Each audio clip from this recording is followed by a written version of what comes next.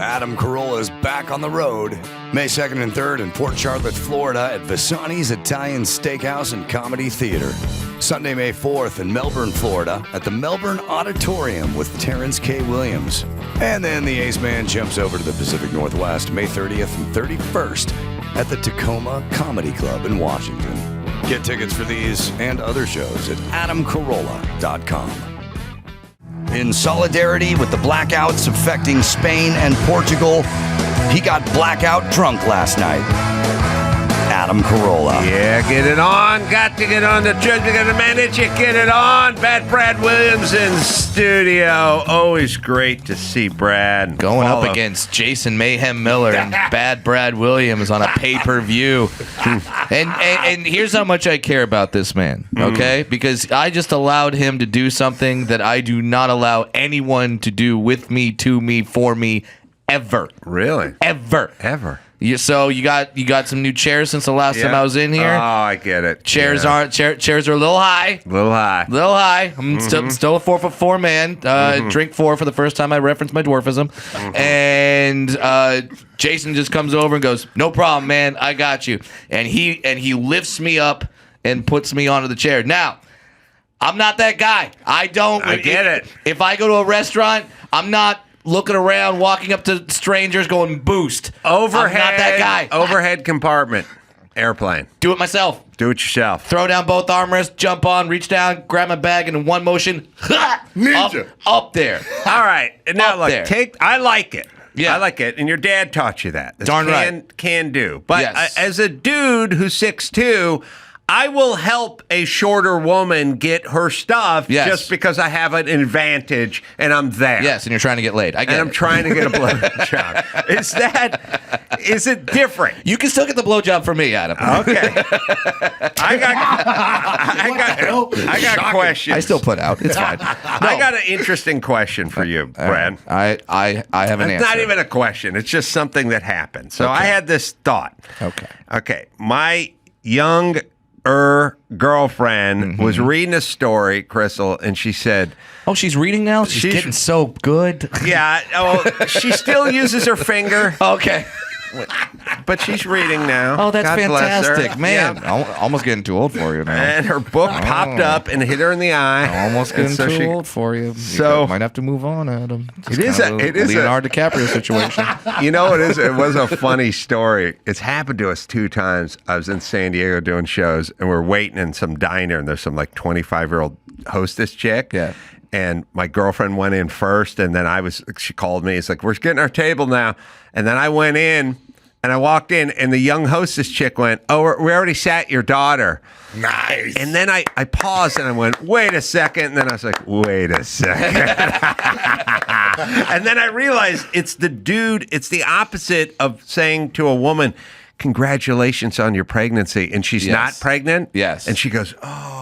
Yeah, This is the opposite. The exact opposite. The exact opposite of getting it wrong, right? My first impulse was like, "Wait a minute, sissy," and then my next was like, "Oh, good. I'm doing it. That's good. I'm doing it. I'm living the dream." So, here's what I want to say to you. Okay. She says she's reading this article, and she goes, "This woman who shot up a school and we'll put the information on my screen, but she shot up a school, and I would say almost 50 years ago. Okay. Probably 1975. She's in San Diego right now in a correctional facility.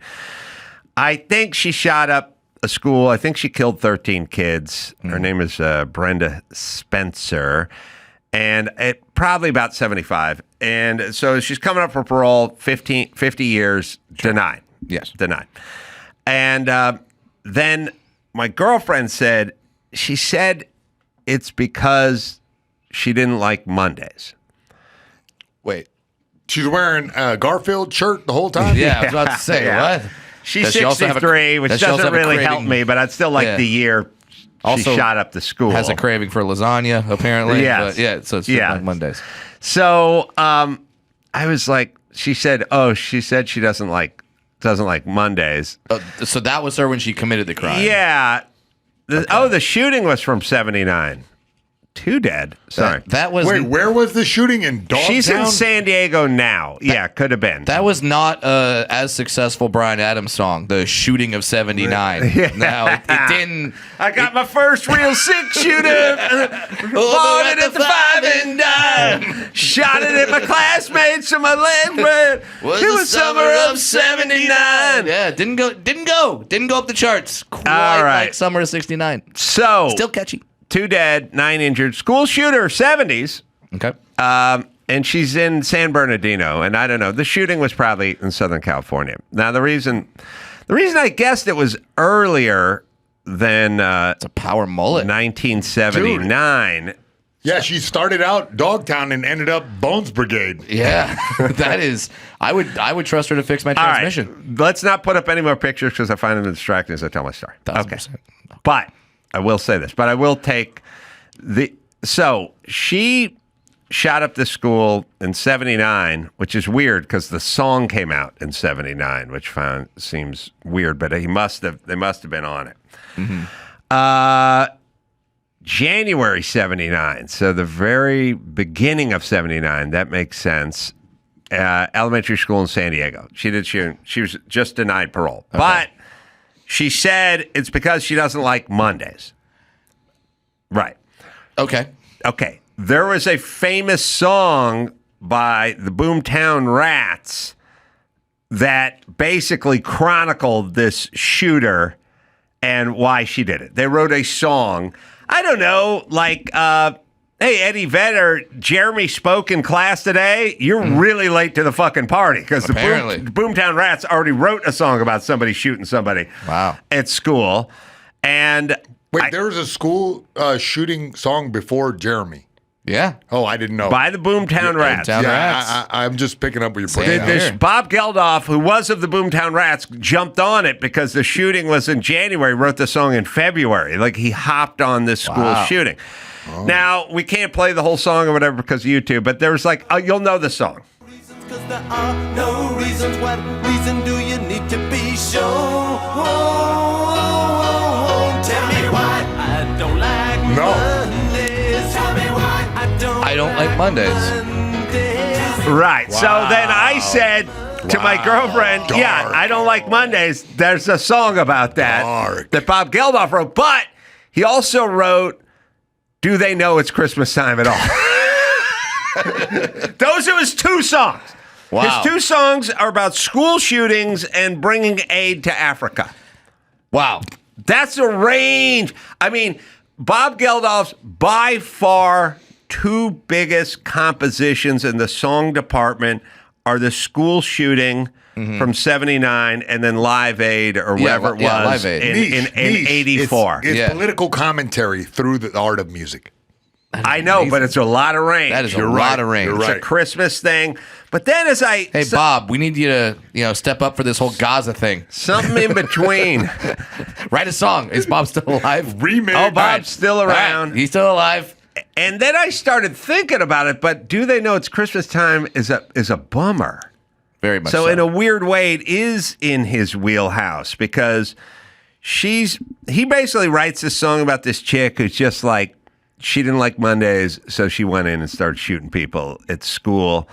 And there's even a how to die part. Like, you went there to learn how to try, but you learned how to die. Like, it was a real bummer song. Geldof, 73 years of age. But I just thought, a lot of range. Christmas, a song that gets played every year at Christmas.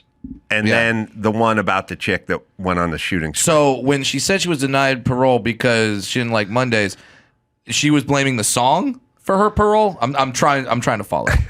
Like, she's like, because of the song I was denied parole because they were singing it in their heads as they were like, well, not this chick. Like, well, let me put you with a hypothetical. Okay.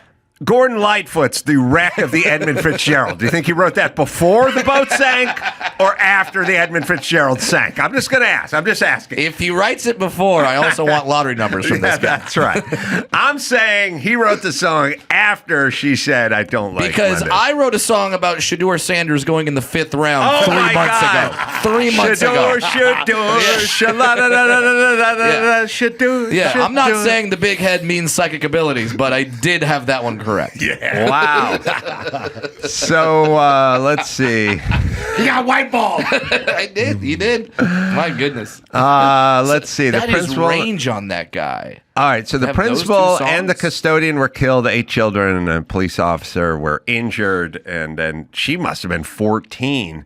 You know what? I'm just wondering, where is the Sandy Hook rap? Yeah, like, they- what happened? Like, they stopped. Nobody They does stopped that writing anymore. songs. I challenge an artist. I challenge. All right. Taylor Swift. Everyone says that you're the most popular artist in the world. Your biggest knock is you sell all the tickets. You were so popular, but your biggest knock is that the lyrical content not exactly up there with a Bob Seger, something like that. You're not a classic Bob Dylan singer-songwriter of the time.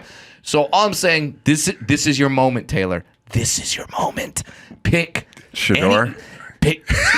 She should write about Shedeur Sanders. She's dating guys in the NFL. Yeah. Kelsey. So she'll have that inside information. And a guy, Travis Kelce, we're going full circle. He's from Cleveland. He's from the Ohio area. That's where he got. So he's got some access. That's Right. Where, that's where he cut his teeth. So You're right. This is my challenge to Taylor Swift. There's a small body, but many connections. Many connections. Taylor Swift. You really pulled that all together. Put it Brenda- all. The Sandy Hook Boogie. I challenge you. I challenge you, Taylor Oh, we're Swift. off of Shedeur. Yeah. Okay. Brenda was 16. I got 10 more minutes on Shedeur if you want me to go. I would like to hear Don't that. worry. We'll get to it. We'll get to it. She was 16 when she did the shootings, been in prison for, I don't know, it's coming up on 50 years. You know what? But it always shows you that whenever you think you're living in a moment of history where it's like, this is unprecedented, this has never happened before. It's happened before. So like we're living in a time where we're like, these school shootings has never happened before. Unfortunately, San it's happened Diego, before. California, 70s. Kind of our And Jeremy spoke in class is a good 20 years late to that party. Wow. All right. Now, here's something I don't know if you guys have thought about, but I guessing not. I take it as a bad sign. I Okay. take it as a bad sign. Okay. I ordered quesadillas at a movie theater, like the high-end ones. What a where time you to be living in. I know. This I guy know. is always with the classy stuff. All right, go Order ahead. the quesadilla, cheese quesadilla, because that's what it's supposed to be. It's not supposed to be chicken or beef. It's just cheese. It's a quesadilla. All right. It's got queso. It's got the We word queso. have a couple of parts of our philosophies where we disagree. This happens to be one of them. All But right. okay. But okay. But wait, okay. let him But cook. okay. But here's Let where him we're cook. at. I'll It's let a you bad cook. I'll let sign. you cook. On the sign, it's a high-end theater in Pasadena. It brings you the food. Food's good. On the plate that they brought it, I don't like eating in the dark, by the way. But anyway, Yeah, no they fan. brought it. It had a thing of guacamole to dip it in, and it was dark, so I couldn't really see with the other one. Sour cream, not salsa. Sour cream. So you have guac. Good for you, quesadilla. But we've replaced the salsa with sour cream, and I don't like it. I think the pecking order is you must have salsa. Yeah. And then if you got guac, good. And if there's room for sour cream, fine. There's people from Wisconsin who want a quesadilla, fine. This is But the not white in man. place of, this is bad. This Yes. means we're putting, at some point, like I saw a commercial for Taco Bell in like 1984 where they're putting like sour cream on top of their Chalupa Plus or Yeah. something. And I was like, the fuck are you doing with that sour? Get that sour cream out of here. Right. It's fucking Mexican food. We don't need to.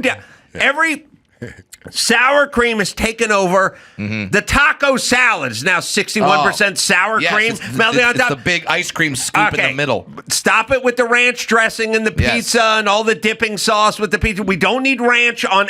It's either ranch or sour cream. Yeah. Get it the fuck out of here. Sometimes you get ranch and then you get the butter sauce, and you get both, and you're like, "Are you trying to kill me in Yes, one we're sitting?" trying to kill you. Your Yes. quesadilla has been colonized. Yes. Oh, Okay, so we Bob took Gephardt, write that song. Your quesadilla has been colonized. we took white people Get on that Gephardt. and we said, we honkified Mexican food. Yeah, we Mexican did. food is not supposed to have sour cream. And by the way, pizza is not supposed to have ranch sauce on it. We want full white trash, dumb shit, lowest common denominator. And default, look, here's the deal. Man. If I have a hankering for sour cream, I should be able to request it, but it shouldn't come in place of salsa. Right. It's a cheese quesadilla. It needs a dunk of salsa. Go. You don't put macaroni and cheese on your taco. You don't colonize the taco. You and colonize also, the taco. I remember, like, there was a Seinfeld episode where they started talking about how salsa was replacing ketchup as the number one condiment. What the fuck happened? How did we drop the ball and now salsa is being replaced by sour cream? I'm not a sour cream fan. I do not like it. Get that shit out of there. Sour cream can be used to work in some sort of harmony with salsa. As a lubricant. Like when Paul McCartney and Michael Jackson wrote that song. There's like, it can work a little bit, but it can't work alone. Right. Sour cream and guac are just two slimy things that are almost inert and taste kind of close, and that's a fucking mess. You need a little yin and a yang. And especially why in would the you dark, do this? where in the where dark. this would be the same texture, where you can dip your quesadilla in salsa, feel the different chunks, feel the different pieces, and go, well, this is salsa. If it's in the dark, you put your thing down in the thing. You don't know if it's guac or sour cream until it reaches your mouth. Who dunks Mexican food in sour cream? White. Whitey. We've lost. We've lost. Whitey, this is where I'll tell you. Back the fuck off. Back off. Back off. Do a dollop of Daisy. Oh, God. I do love that song, though. Ebony and sour cream. All right. So the quesadilla has been lost to Whitey. And the taco salads turn into a big, moist, gooey shit show. The thing is now you put too much sour cream on a taco salad. One of the best parts about a taco salad is having the crunch with your salad. Yes. You get the ground Yes. beef, you get the lettuce, you get and then it's the crunch Yes. with the salad. You Yes. put a gallon and a half of sour cream on that. Now it's just it becomes a pie that's been out and non-flavored for 4 fucking days. Get that shit out of my taco salad. Also, I will Keep the Mexicans. They can all stay. The I passion, want the them all passion. here. I do not deport one more Mexican because this is how we lose. This is how the sour cream wins. We can't have this happen. How far away are we, gentlemen, from me ordering chips and getting sour cream instead of salsa? I say days. Maybe hours. I feel like this is one of those. This is like Armageddon, Yeah. where we're in the situation room, Yes. and you're like, "How long until the sour cream takes over the salsa?" We have days, Mr. President, and then the president just looks up and goes, "Mother of God." No, they never do this scene. They go, the scientist always comes in and he goes, my calculations were way off. Yeah. Remember I said we had 9 years before the meteor entered our atmosphere? We now have 71 hours.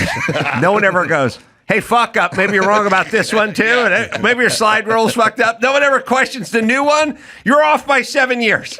Maybe this latest calc you fucked up as well. No one everyone just hangs their head and goes, all right, gentlemen, we have 14 hours to clear out New York City, Miami. And it's like, they never go, wait a minute, who's this guy? Yeah. Why was he off by 17 years? Sure. What's this new calc based on? They all just go, we got to get the Joint Chiefs of Staffs in the room, stat. Yeah. All right, let me ask you this about stuff, too, Brad. Okay, I've got opinions. Too long, too go. short. I got a thought. I bought myself a beautiful high-end bathrobe. A nice bathrobe. You didn't just steal one from the hotel like the rest of America? I know. Come on, man. Be a man. You actually bought a bathrobe? The hotel.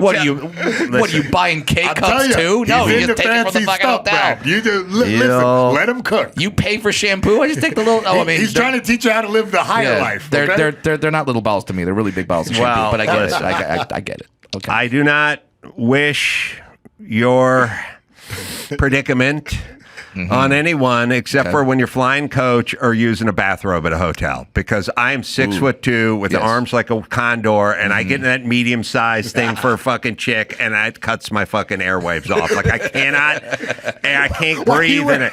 It's too my fucking arm. You know what? A small bathrobe feels worse than no bathrobe. It's confining. It's weird. No, it's like a negligee, but it's kind of insensitive it's to bad. tell him It's about bad. a short bathrobe. I'm saying they don't don't have an extra large. They just have medium for guys and for girls, and they don't work. Yes. But for you, it's good. But for me, it's bad. Well, but then I have the opposite situation because I was on vacation and I was on a Disney cruise. Which, by the way, me on a Disney cruise, it's impossible to convince them I don't work there. Yeah, it's I just walk in. and everyone's I like, get into that. Yeah, exactly. It's Everyone's just like me at Home Depot. I put a tape measure on my belt. I walk with purpose, and I get stopped every 4 feet. Exactly. Yes. So I'm on the Disney cruise, and I decided to treat myself a little bit. Go to the spa that's on the Disney cruise. Nice. Also the only place where there's no kids. So it's your girlfriend would not be allowed there. Adam. It's great. So Too young. I just I go to the spa, and they go, "Oh, here's your robe," and I'm like, "Oh no." Oh yeah. Oh no! You look like a wizard. And I put Yeah. this robe. And I could just, it's like That's fucked. you see those clips when those armadillos curl up into a ball to protect themselves. Yeah. That's me in this bathrobe. Oh, yeah. I'm dragging it. I'm dragging it along the entire spa like I'm the Pope. I'm the new pope. I'm just out there like Domine file massage, and I'm just walking around, and everyone's seeing me go to my massage room, going, "Your Holiness," you know, and it's so I have the opposite problem. Well, let me Peace ask be you upon this. you. Yeah. Do you get a break with the massage? Because the car wash charges more for vans. You know what I mean? But Should be pass my it argument. along. You know what I mean? They don't do a discount. Come on, Ace. $120 for 90 minutes. How about 99? You're doing slightly less work. So my bathrobe, you guys, man, my bathrobe at home, I realized the tie for the bathrobe is 4 feet too long. And I noticed it as I was pissing in the toilet the other day, and it was sitting in the toilet while I was pissing on it. And then at some point, I went, I'm just going to hang it up. And I hung it up on the hook, and both sides were on the floor. Both ends of the tie were on the floor. And then I was like, I got to pull it out or fluff it up. Or something. I could not arrange it. And then when I tie it, one end will still drag. And I'm like, what's with the ratio? I'll tell you what it is. I Okay, tied it. as a black belt. Okay, Yes, I'm gonna tell coach me. you on this. Look, Okay. you have to do it around backwards and around. Yep. So it goes around twice, Backwards basically. and around. and then underhook, and I'll coach you how to I get tie your it. belt. I do the same. same. You know what, Jason? I totally get that. I do the same thing with my Backward and penis. I do the same thing with my penis. I have to go backwards and around. And around. All right, Otherwise, so I'm that's how tripping we over tie it that off. thing. Yeah, exactly. A And then- flotation device. I started thinking, and I don't know if it's still a thing, but you guys tell Okay. me if it's still a thing. Okay. Then I started thinking about stuff that was too long, too short. And I realized dress shoes that you tie was always too short. Too short. It was always like I'm using my pinky Yes. and my thumb, and I'm trying to get this You thing. need two tweezers to tie your shoes. And Right. it's weird dress shoe kind of plasticky round thing that when it always comes untied, some Yes. point at the wedding, some point at the court date, some point out in the bar dance floor. mitzvah. It's like it always comes untied. And I'm like, why are dress shoes? They give you no lace. None. And then you put the high tops on. You have 7 feet of. Then we'll go. Well, you just go around two Yeah. times and bring it. Okay, why don't we get our ratio figured out? Why do we Dress got shoe, that high figured out? top. Now- Why is the high top got way too much lace and the dress shoe never enough? And why Now- can't we figure this out? Now, I don't normally like to go back when when I'm on this podcast, Ace. I like to yes and I like to go forward, but I think I may have myself an Ace Award right here. I'll listen. Okay, because you talk about I believe best invention is still a category for the Ace Awards. Yes, it is. All right, so here is my invention because talking about me wearing those robes, I'm thinking you don't have a clean floor. You need to clean a floor. You hire dwarves. You hire dwarfs. Get some bathrobes. We walk around your house 20 minutes, spotless. Because now, you may know this, to clear grass on a large farm field, Get the sheep. you get the goats. Get the the goats goats. come in, they eat all the grass. Now you have a nice manicured lawn. That's what we could do with dwarves. Yeah, but And- Disney heard about it and did it CGI. Oh, so they put you know what they did? They put a kid on a Roomba, and they're Yes. like, "That's the same thing." Yeah. Assholes. It's like You a heard about this, Ace? It's a Dude, we dwarf. didn't cover it on the show. Well, let's talk about it. It's like a Oh, I dwarf got Zamboni, opinions. right? It is. Lowercase z. Yeah. Dwarf Yeah. Zamboni. It would work. And we just go, that's what, okay, so Vatican. You want your churches to be even more spotless? Mm-hmm. Put a couple dwarf popes in there. Mm-hmm. Could have put just a couple dwarf cardinals. Mm-hmm. Couple of dwarf cardinals also serves a second purpose because when the other priests want to do a little with the kids, you have a dwarf there. It's legal. It's fine. It's homosexual, which might go against the Bible, depending on your beliefs. But that's a consenting adult. I'm solving a lot of problems here today. A lot of problems. It's an abomination. I got another question for you. Dwarf cleaning services. Dwarf Roomba. Yeah. Let's make it happen. All right. Let me ask you this. I did a little rant. Okay. And I did a little road rant, and we put it out on our YouTube page. Mm-hmm. And I give it a 7.5. It's something I've thought about a lot. Okay. I was driving in to do my fire vlog coverage and passed a couple of motorcyclists, and they're wearing flat black helmets. Okay. And I don't get the flat black helmet because you literally cannot be seen. I mean, you're making yourself as invisible as possible at night and during the day. You're dressed like a Navy SEAL, essentially, coming in at night. And my whole thing about motorcycles, which I used to ride, I've had a bunch of motorcycles, street bikes, dirt bikes. Most of the problem comes when you're not seen. Mm-hmm. It's not people like hunting you down.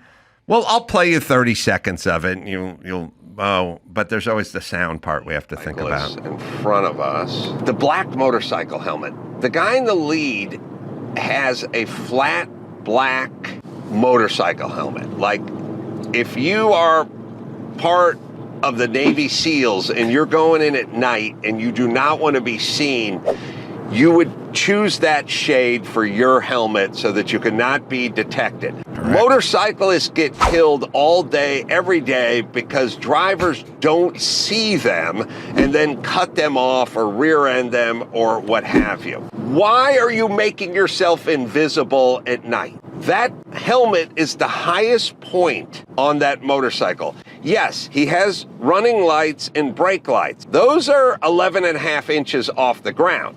His helmet is 5 foot off the ground. Yeah. When you're driving an SUV and you're looking out your rearview mirror or you're looking out the side, you do not see the bike. You only see the guy's shoulders and head, and he is wearing an invisible helmet. He's whatever they made Wonder Woman's plane out of, that's what that guy chose for a helmet.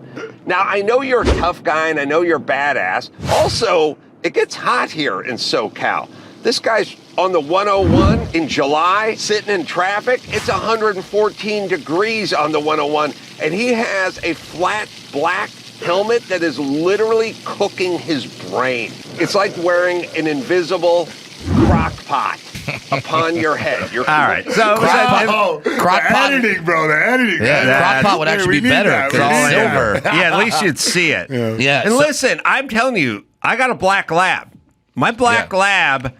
I thought you meant like African-American scientists work there. No. Not bad. Yeah, no. We've perfected malt liquor, ladies and gentlemen. Oh, you closed down the black lab. We closed it down. Oh, my God. Would you like to see the pineapple soda division or the malt liquor division? The lab coats are sagging. So my black lab dog would lay out in the sun during the summer, and I would touch him, and he would be hot to the touch because he was black. Like, black soaks it up, man. You wear a black T-shirt on a hot day, you feel it. So literally, San Fernando Valley's hotter than shit. Yeah. You're riding around on a motorcycle. Why are you fucking cooking your brain? But anyway, I do a jag on it. And I mean it. Like, if I had a son who said, I'm riding a motorcycle, I'd go get an orange helmet. Yeah. People see you. Coming around. You know what you would want to wear when you're riding a motorcycle? Bring up some of the outfits they wear in like Barbados when they're at carnival. That's what I want. When you're driving down the street with the devil mouth? Yeah, the big feathers Big head. in the helmet, the bunch of shiny stuff. Yeah. Look up any carnival outfit. Yeah. That's what you should be in. Now, Like you're driving in the parade. You should be wearing that. I don't know. This guy should be wearing, like, him and Rihanna should be driving side by side, and then and you Rihanna. wear that, and then you're fine. My, how the Hells Angels have fallen. I don't know how much protection a thongback offers on a motorcycle, but man. I'm with you. Yeah. I'm with you. You should be seen. You want to be seen. Yes. Yes. Look at LeBron James. Yes. He's having the time of his life at Fabulous. Carnival. All right, that's the whole point. These guys, because they're badasses, and let me explain something. I had a motorcycle because I was poor and I wanted to cut through traffic in LA, and I like spirited riding. It was fun to go through the canyons and stuff like that on the weekends. These guys aren't into spirited riding because they're leaned back on their hog. They got the bars or the ape hangers or whatever. They're there to be seen, but not seen. And they wear all the black shit and the black. The reason they get a black helmet is because they think they're tough guys. Because now I'm riding a Harley. Now I'm a tough guy.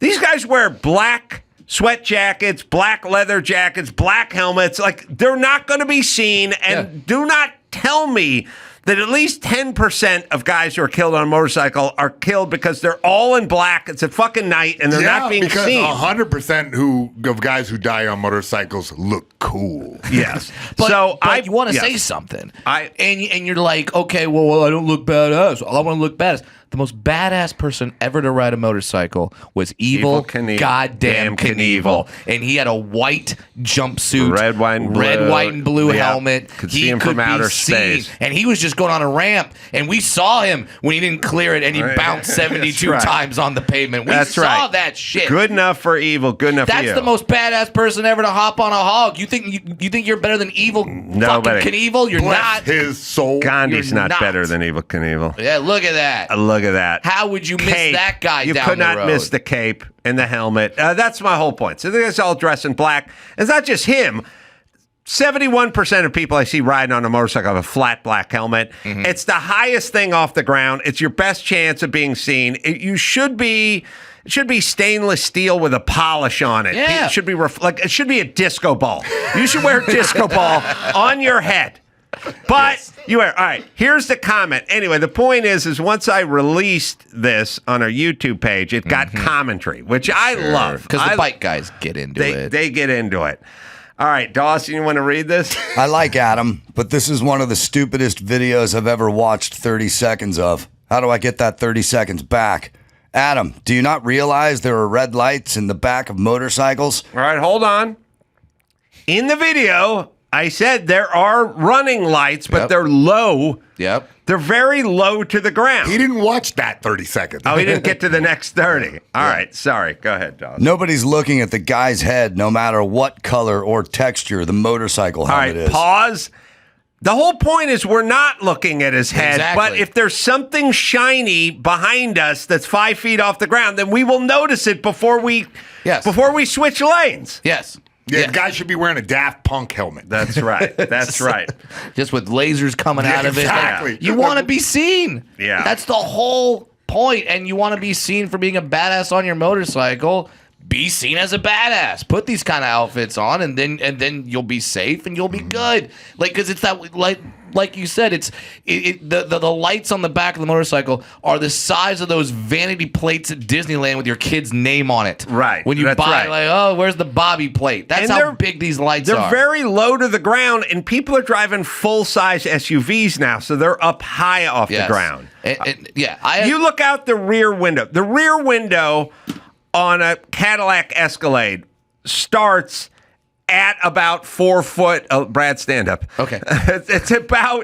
It's literally higher than Brad's head. It's up Exactly. off the ground. Yeah. If you're looking at the back and the guy's close, you're not going to see it. Yeah. All right, sorry. We got more, Dawson. I have two friends who are little people that ride motorcycles, and what they do, they're the same thing. They're low to the ground. They put these giant reflecting flags on the back of their bikes Smart. because they're trying to get seen at every possible angle. Smart. Mm-hmm. All right. Here we go. My road rant is I spent 30 minutes getting to a club only to find out that you canceled the Houston show. Mijo, you disappoint me. Oh, mijo.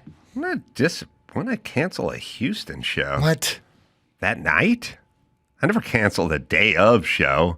I may have canceled a show like 4 months in advance or something. This guy was waiting at the club, Adam. Spent 30 minutes getting to the show to find out I didn't show up? All right, keep going. Being dead is the ultimate proof that you are tough. It doesn't get tougher than that. I actually like this All right, tweet. I like that one. I like this tweet. Yeah. I'm with it. Yeah. This is the most retarded rant I've heard. The bikes have a headlight and running lights on day and night. If you're so blind that you can't see a headlight shining in your face. All right, hold on. Evidently, a lot of people are so blind or texting. Yes. I cannot tell you the number of times I've been like behind someone in a canyon who's going 14 miles an hour, and I'm just flipping them the high beams, and they don't even, no movement, no anything. Yes, people are on a lot of pharmaceuticals. Yep. They're staring at their fucking phone. Yep. They're up in their head. They don't see you. That's why I'm saying go with the mirror ball. Yeah. All right, sorry. Continue. If you're so blind that you can't see a headlight shining in your face in your rearview mirror, maybe it's time to put down the phone and quit recording. You're the one being dangerous here. They should wear effing orange cone helmets so idiots recording them instead of paying attention don't ram into them. Yeah. I rode before, and after the stupid helmet law, F you, Pete Wilson.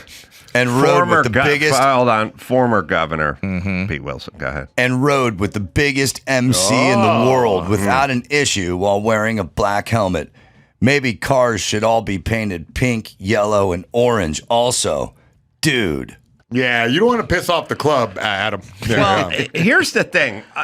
When you're in a car, you have protection. See, he's going, what about guys driving black cars? So guys who drive black cars have airbags and crumple zones and seatbelts and shit. Yeah. So they have protection. That's what I'm saying. You're out on your own. That's why I want you to be visible. If I'm in an SUV and I get hit, I'm probably going to survive. What you I'm guys hearing, won't. this is all coming from a place of love, really. This is the part of life that I'm interested in, and almost every argument I've ever had with a woman is me going, I'm trying to solve this problem. Why are you angry?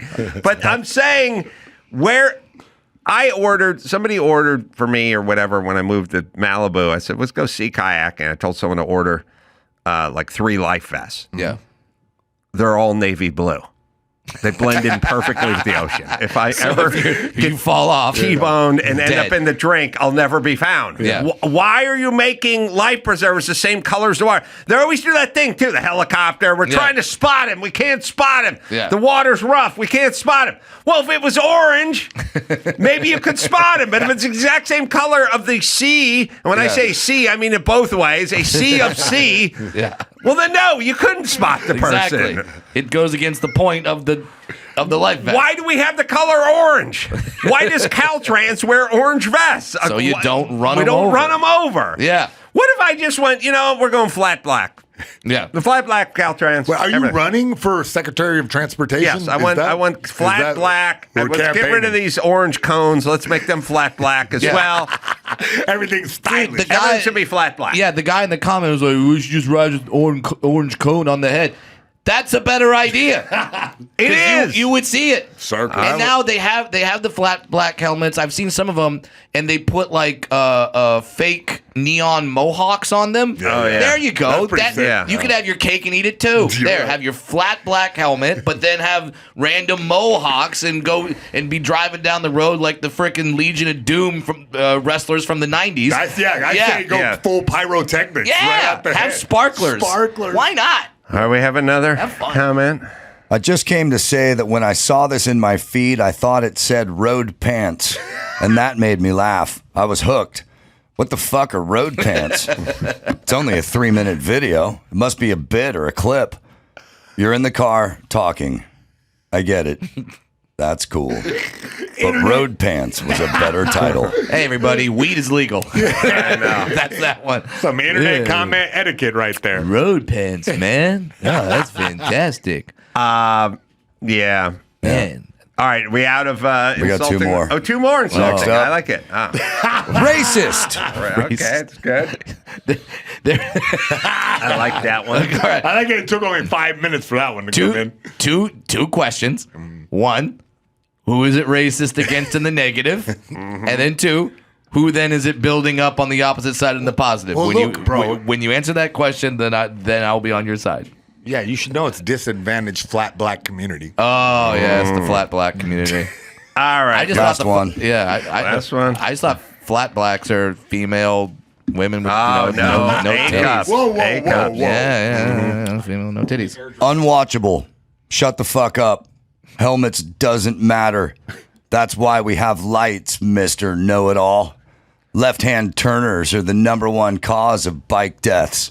Must be hard. Hold on. I get it's people turning in front, but the people who turn in front of you, left in front of you, don't see you coming, is what I'm saying. Yeah. Yeah, That's it's on why. them. That's why they're not trying to take you out. They're turning in front of you because they don't see you.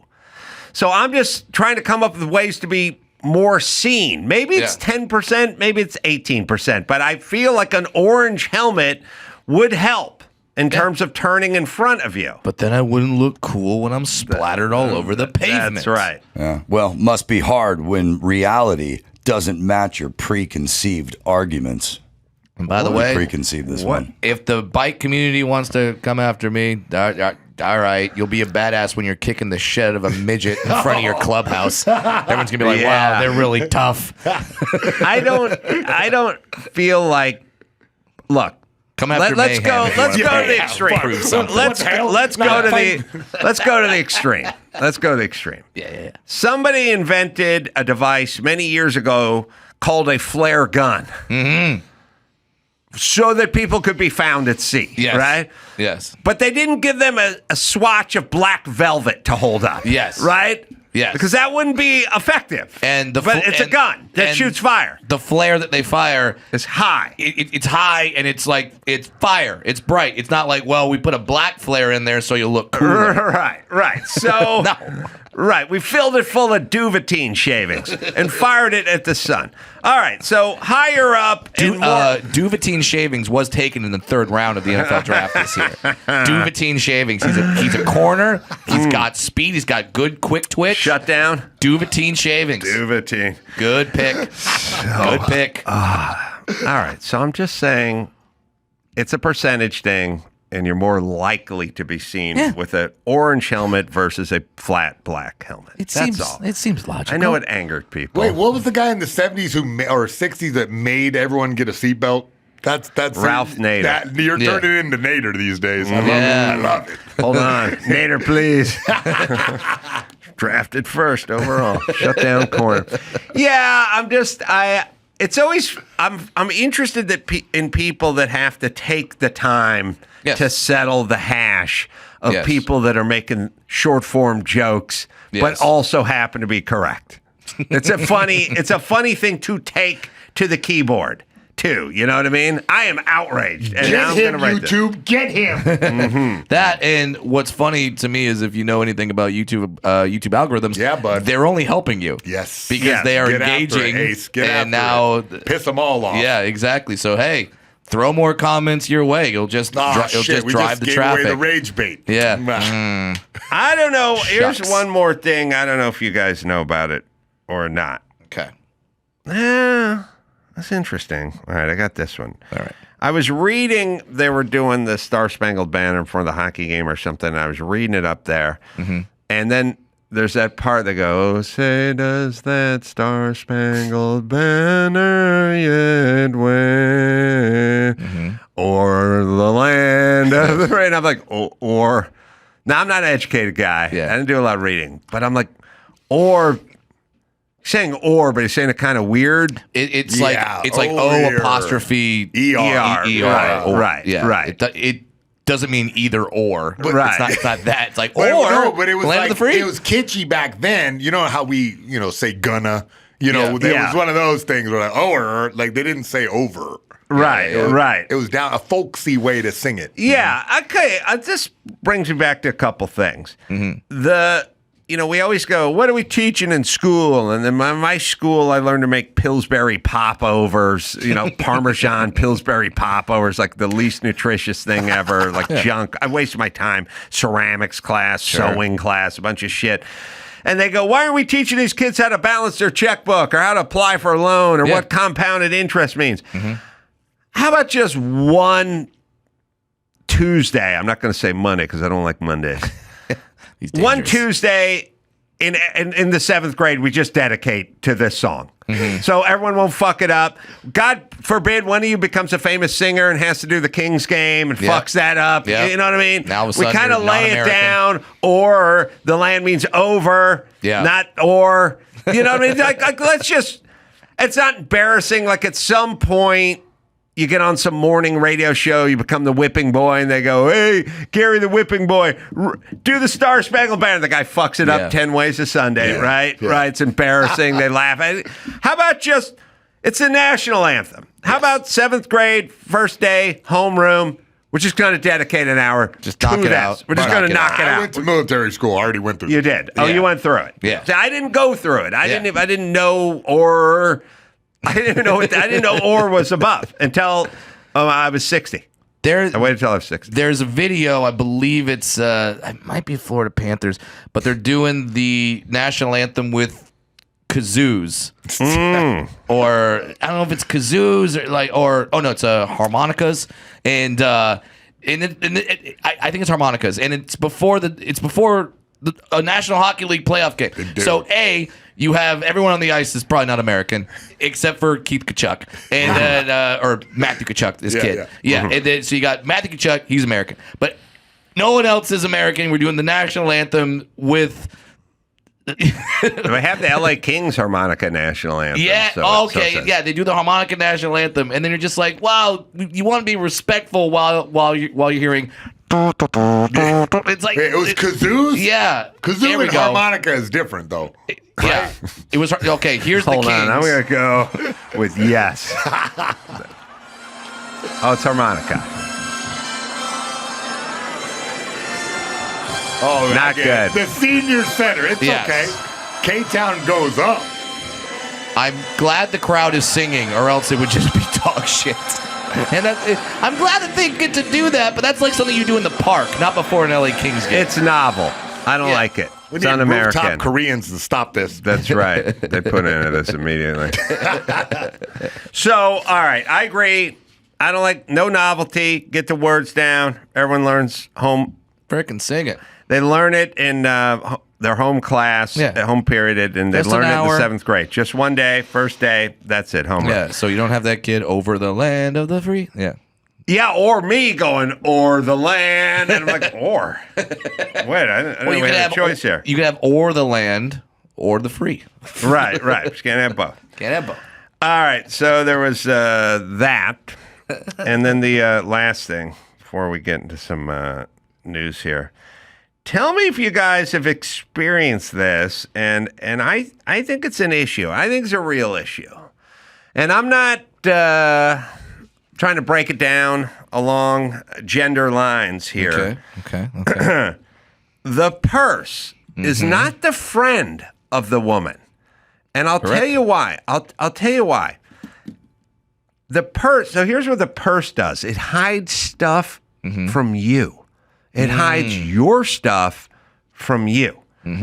For instance, I've been with women, every time you leave, they go, oh, my phone. My phone's back home. My phone's back. And they start searching around. My phone. Oh, I forgot my phone. Turn around. You start turning around. Then at some point they pull it out of their purse. They go, oh, here it is.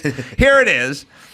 I had an ex-wife who went to New York and had both sets of her Audi car keys in her purse, and I had to move her car, and it was blocking the whatever, and I was like, where's the keys? And it's like, oh, I have them both. Right. Which would never happen to a dude, because there's no way you're going to LAX with 2 sets of keys to your car in your fucking jeans, right? Correct. And then it's happened a lot. It's happened a lot with women where I go, where's the key? okay, I have my car here, right? Yeah. I said, okay, leave the keys in the car. It's safe, whatever. Some point, my girlfriend said, I got to go run errands or whatever. Took the other car and left. Some point, I had to leave. Where were the car keys? Yeah. In her purse. In her purse. And she took my car, but she took her purse. It's not on the table. I, as a guy, can't do it because it's in my hand or it's in my pants or it's sliding around the console or whatever. You're hiding stuff from you. Right. Well, You're what are we hiding. gonna do? What are we gonna do? Okay. Give women pockets? Yeah, right. The only time I run into this is what we do is when I travel and I have the fucking backpack with 13 different zippers on it, and I've been at the airport fucking in a full freak out, like, oh, fuck my keys, fuck my, here that. I've been in there like turning the backpack upside down and inside out, and putting a flashlight doing. At some point, it's in the side pocket with the small thing. They do that every day of their life. That's every day of their life. Then we get NyQuil, right? And then at some point, right off the keys and the thing, it's not their fault. I'm saying I like the idea of a purse, but they lose shit in the purse. Right. So then at some point, we get home, got the NyQuil. I go, I'll get the NyQuil, bring it upstairs. And I go downstairs, search the whole place. No NyQuil. Then I get maybe I left it in the car. All right, I'm going out, my bathrobe with the fucking tie dragging on the floor. I'll go out, search the car, come back in. Can't find the NyQuil. Where's the NyQuil? Well, is it in a bag? Do we have the bag? Is the bag around? I don't know. Oh, you know what? I looked for the bag, but if it's outside the bag, I'll go back out to the car again. Maybe it's in the door. Maybe it's in that door. Right. It's in the purse. It's in the purse. The purse is zipped shut. It's sitting I on thought the you table. meant she drank the whole thing. And she all fucked up. Couldn't remember. No, it's in the purse. Right. And it's not out. It's in the purse, and I'm not going through anyone's purse. I'm looking 'cause that's all private. over. That's private purse. Yes. That's it's a burial ground for tampons and God knows what else. I'm not going at sacred ground. I'll do you one better, The purse Adam. fucks chicks up. I'll do you one better. My wife has asked me to get something from her purse, but because the purse has so many compartments, I'm looking at the thing like it's in here. I can't find it in here. Right. Because she goes, oh, get my keys. They're in my purse. Okay, I'm gonna go to the purse. I open the big compartment. It's not fucking there. I'm shining my phone light on to try to get some reflection. Go back to the nothing. And then she has it in the secret pocket. The secret thing. I'm like, well, how would I know? It's a secret pocket. It's next to the rape whistle. Yes. Okay. But you know what? Here's what I want to say. And then it doesn't end. Because they have 14 purses. And then at some point, you get in that shit where they go, have you seen my eyeliner, my whatever that thing is? They lose a piece of jewelry, God forbid. They got to search every fucking purse in the closet in now. every pocket, in every purse. And then I start thinking about it. Imagine if my thing was, I have 11 wallets. How fucked up would I be? No. I would leave every day. Where's my credit card? Fuck! It's in the other wallet. It's in the other wallet. My other jeans. I went out last night with my dress wallet. Now I got my casual wallet. I left it in the Kate Spade wallet. Yes. If you had 9 wallets, you'd be fucked. Yes. They have it. They're screwed. Yes. If I just carried a backpack and I had 9 wallets, I'd be fucked. I couldn't find anything all the time. Women, you got the purse. You're not good enough for the purse. Yes. You got to keep it in your hand. Let's give them pockets. When you walk out of the car, whatever it is, the keys, the NyQuil, the cell phone, whatever, in the hand. Don't put. Once it goes in the purse, it's gone. It's gone. It's like gone. A black hole. It's gone. They don't even know everything. Schrodinger's purse. Get away from the purse. It sounds good. It's like Ozempic. It sounds good, but it's something bad's coming down the road. That's what I'm saying. Get rid of the purse. I you know what? I think this is a great observation. A purse is a sometimes thing where you like, okay, now I have to have a lot of stuff with me. Okay, got that. But your everyday, your daily driver. Nope. No purse. I am telling you. No purse. I opened that fridge one day. I saw car keys sitting in the fridge. Dr. Drew's car keys.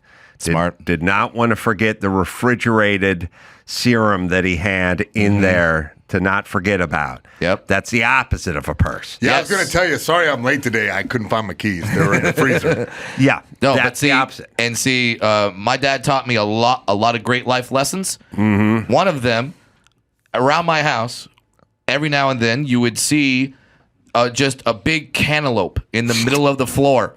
And we'd be like, why is there a cantaloupe in the middle of the floor? And my dad would be like, I left the pool water running. And then he would go out and he would turn. So every now and then there'd be a cantaloupe in the middle of the floor. There'd be a chair turned upside down. A lot of things No, kind of like. listen. Yes. Know thyself. Yes. I was driving to drop the car off, the Audi, to get it serviced. And my girlfriend said, we got Jimmy's son's gift in the back. Want to make sure and bring that with us because I want to send it off. And I said, okay. And I took the keys that were sitting in the console and I put them on my head and I put my ball cap over the keys. And I said, now I will not forget. Yes. Now, what do the keys have to do with a present? Well, nothing other than at some point I'm going to go, what the fuck? Oh, okay. Yes. And I'll do That's it. the move. I do stuff like that. You have to do that shit It's a great all move. the time. If you come up with a joke or something, like you want to remember something, Yeah. you don't, and you can't find a pad, you don't have to write out the joke on your hand. You just make a mark on your hand. And at some point you go, what the fuck's that doing there? And you go, oh, the joke. Yeah, exactly. That's ideal. Exactly. Put this shit on the floor. Put you overturn a chair, put a melon in the middle of the floor. Where's my cantaloupe? Punch your wife in the face. No, Yeah. I've had it happen, but it is sad. I'd come home and I thought my dad was turning into Gallagher. There'd be fruit on the ground. Like, oh boy, where's the sledge-o-matic? I did an hour with my son at dinner last night about who Gallagher was, and he was like, "What?" Wait, which Gallagher? I was like, Yeah, well, I Or got into Gallagher that. too? Yeah, Gallagher 1, Gallagher 2. Highest grossing comedian of the '80s. And Yeah. he's like, "What?" What? How do I not know who this guy is? Right. Ran for governor. Right. Had an right. idea. There's a video of him, his plan to fix traffic when he was running for governor is that he would have helicopters fly in, pick up the car that has been mangled, Stalled and or then whatever, yeah. take it to a neutral location Sick. Yeah. where then the investigation would happen. That was his plan. For I had the traffic. funniest conversation with my 18-and-a-half-year-old son last night at dinner. I go, oh, no, Gallagher. You know, his brother took over his act. And we started talking about taking over the act. And then he said, is Gallagher still alive? I go, no, he passed away a few years ago. And he goes, oh, I go, well, look up sledge-o-matic. And he goes, wow, it sounds like a horrible disease. What happened? I go, no, he didn't die of the sledge-o-matic. I know it sounds like a disease. Yeah. But no, he used the sledge-o-matic. And then he proceeded to pull his phone out. We stared at Gallagher smashing shit with the sledge-o-matic for 20 minutes, and then got to the bottom of his brother, Gallagher 2, T-O-O, who basically said to his brother, who toured with him and evidently did some writing as well. Here's where it gets murky. So, and Gallagher was a massive 80s. Yeah, I mean, he probably had the first 5 HBO, Listen, I remember. I remember him jumping on the couch. Yeah. It was the whole thing. Giant So couch. he roller skating. he said to his brother, you can do Gallagher 2, but you got to keep it to club size places. Yeah. And you got to use the 2. Yes. And you can't be playing the towns I'm playing in. Yes. And he said, okay. And then at some point, he dropped the 2 and started wanting to play larger venues. And then Gallagher 1 said, hey, man. And then he ended up suing his own brother because it can go no other way, right? It's Icarus flying too close That's to the right. sun, where That's it's like right. you're just like you were given an act. Yes. As a comedian, you were the hardest part. Bequeathed is writing your material, coming up with your material. You were given an act that would make money, and you said, "I'm gonna try to do this on my own now." Right. You were given rules. You could have made a living. That's right. Fine. I mean, you're That's like, right. Could have just went together and it'd be a fever dream with two Gallagher smashing you could do twice that. as many melons. Yeah, Gallagher too could do the early stuff. Oh, yeah. Gallagher could He do the more warms them. recent stuff. Yeah. He does the greatest hits. So now your opening act is 2 hours of yourself. Yes. It's amazing. And then you do the sledge-o-matic in stereo. It would have been perfect. Yes. It was so funny because What I was an act. watching the Sledge-O-Matic with my son, and at a certain point he just goes, "Why is there a giant couch behind him?" And I was like, "Don't even.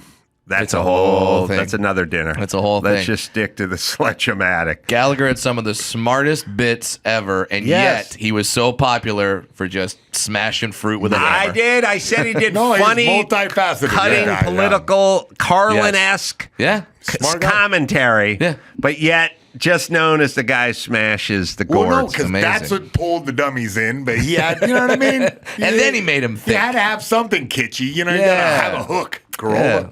It's so weird. Everyone should have kids just so you can do weird stuff with them. Like, next thing, telling the one kid about why they don't like Mondays, and telling the other kid about Gallagher. You know what I mean? It's a great life. Yeah, just you put your thoughts into your children. That's one of the best parts about having kids is you get to now have this little vestibule that you could put all Yeah. your fucked up thoughts into. And they're also, you're seeing society through their eyes. They're like, Mm-hmm. what the fuck is this? I'm like, this is the biggest comedian of my life. Yes. What? And they go, like, so Kevin Hart was back in the 80s? Yeah. No. Brother took his act. Yep. Heart 2. Yeah, you get to Heart to explain. You get to explain all this. And then as you're explaining it, you're going, what the fuck is going on? That is right. That's right. His brother must still be alive. Somebody, look, Gallagher, I think, died in 2022. Mm-hmm. Gallagher got crazy at the very end, or close. No, not the very end, just closer to the end. He just went full. Yeah. What? He I don't know about that. Yeah, you had some is it thoughts. dark? I talked to him. Yeah. Well, Tell me. I have a picture, whatever trajectory Roseanne was on. You know what I mean? Like biggest Oh, of the 80s, wilding out. highest Yeah. grosses, then turned into conspiracy theorist, Yes. kind of crazy anti-government. I like it. Now, this was the other problem, too. I kept saying Gallagher brothers, and then they'd go, Noel Gallagher's alive, which says on my screen right now, and then he's showing the Oasis. Yeah. And I'm like, those are different Gallagher brothers. But then is one of them named Noel? Yeah, Noel and Nigel, I Noel and think. Liam. Right. So my Liam, screen Liam is Gallagher. explaining to me that one of the Gallagher brothers from Oasis is still alive. They're both still They're alive. Which is both good still- information they're to have. Very much alive. They're touring. Except for I'm talking about the comedian. Yeah, the comedian Yeah, I should have set Gallagher. that up. That's a wow. Imagine that two Gallagher brothers feuding. Yeah, I want to know if the brother's alive. I said Gallagher died in 2022. And then And I'm asking if his brother's alive. And Not- they're giving you not the guys from that Oasis. sang Wonderwall. It's Yeah. making me, it's making me wonder about like a genetic component to being a dick, right? Because all four Gallaghers I know are assholes. Hey, if you're out there right now listening and your last name is Gallagher and you have a brother, call him right now and tell him you love him. Yeah. Just let's nip this thing in the bud before you guys start a feud. Like and subscribe. Yes. All right. So he's only been gone for about 3 years, not Mm-hmm. even. And then there's his brother, who's Gallagher. also a comedian, who's not in Smashing Oasis, watermelons at the who retirement may be home. alive I or mean, not. he could do the act now. Right? Yep. Who's going to stop him? No one's gonna sue him. I don't think. Oh, there's probably an estate around. All right. Do we have an answer? Or is the internet just that? Not slow The today. internet's slow. Mm-hmm. Dawson's got I something. think his name is Ron Gallagher, All right. and it appears as if he's alive. All right. All right. All right. Get him on Facebook. Head on the road, Ron. You right. know, go up to Spokane right after Carolla's there. That's right. Want to see some real entertainment? Ron Gallagher's going to be in town. All right, we'll take a quick break. What? Dawson? Moving? Nothing? Got it. Is he... I think he may be the younger brother, but he's probably in his early Younger. 70s. We got an age on the guy? Not yet. And we'll find out if he's booked anywhere, too. All right, quick break. Be right back I'm in studio. with news right after this. 1-800-Flowers Mother's Day is coming up quick, and there's no better way to celebrate Mom other than get her a fresh bouquet of roses from 1-800-Flowers. Yeah. Stuff's good. It's fresh. It's beautiful. They sent them over. My mom has passed, but don't worry. I still enjoyed those flowers. This year, I'm teaming up with 1-800-Flowers.com to make Mother's Day even sweeter. Because right now, you order 1 dozen roses, and they double it. That's right, 2 dozen.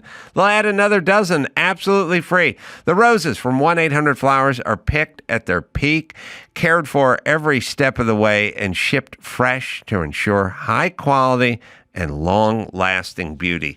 Bouquets are selling fast, so lock in your order today. It is 1-800-Flowers. Am I right, Dawson? To claim your Double Your Roses offer, go to 1-800-Flowers.com/Adam. That's 1-800-Flowers.com/Adam. Oh, O'Reilly Auto Parts. Woo! Love these guys. Oh, yeah. You know the jingle. And look, they're in the business of keeping your car on the road. O'Reilly Auto Parts offers friendly, helpful service and parts knowledge, the kind of stuff you need to maintain and to do your own repairs. Always a car guy, have all the tools, always done all the wrenching. I mean, the super modern stuff's a little harder to wrench on than my old Isuzu Trooper. I mean, that was easy. Go up to the O'Reilly up on Foothill. Take care of business, man. So whether you're a car aficionado or an auto novice, you'll find the employees at O'Reilly Auto Parts are knowledgeable, helpful, and best of all, friendly. Stop by O'Reilly Auto Parts today or visit us at O'ReillyAuto.com/Adam. That's O'ReillyAuto.com/Adam. Friend of mine, she's a dwarf like me, all right? She's 3'7". 3'7" is about there, right about my shoulder, okay? Her husband, 6'2" black man. Right? Do not feel bad for the thought you just had in your head. Everyone had that thought. Everyone had that thought. The most religious person in this room just thought to themselves, I want to watch them fuck. All right?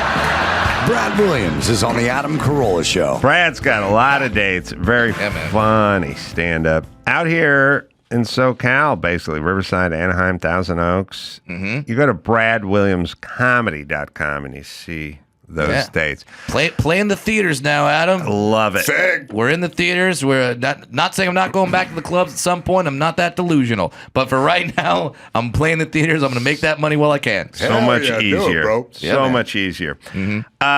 And it'll also show the internet. Here's the thing. If you know shit, you'll be smarter in the internet. Because I ran into this last night. It was like Gallagher brothers, comedian. My son's like, Noel Gallagher. Nope. Not him. Not him. He's from a band. Yeah, you will do it. Well, you're going to be the one that saves him. Ronald Gallagher's not touring. Sorry. He died. What? Oh. Ron Gallagher's out, too? The Gallagher line It looks is like ended. January 2nd of this year. Oh, he just died. Hey. By the way, you can that'll be the lead. No, not touring anymore. We'll do the math after we find out his death. Wait, Adam? Adam. Breaking news. Oh, boy.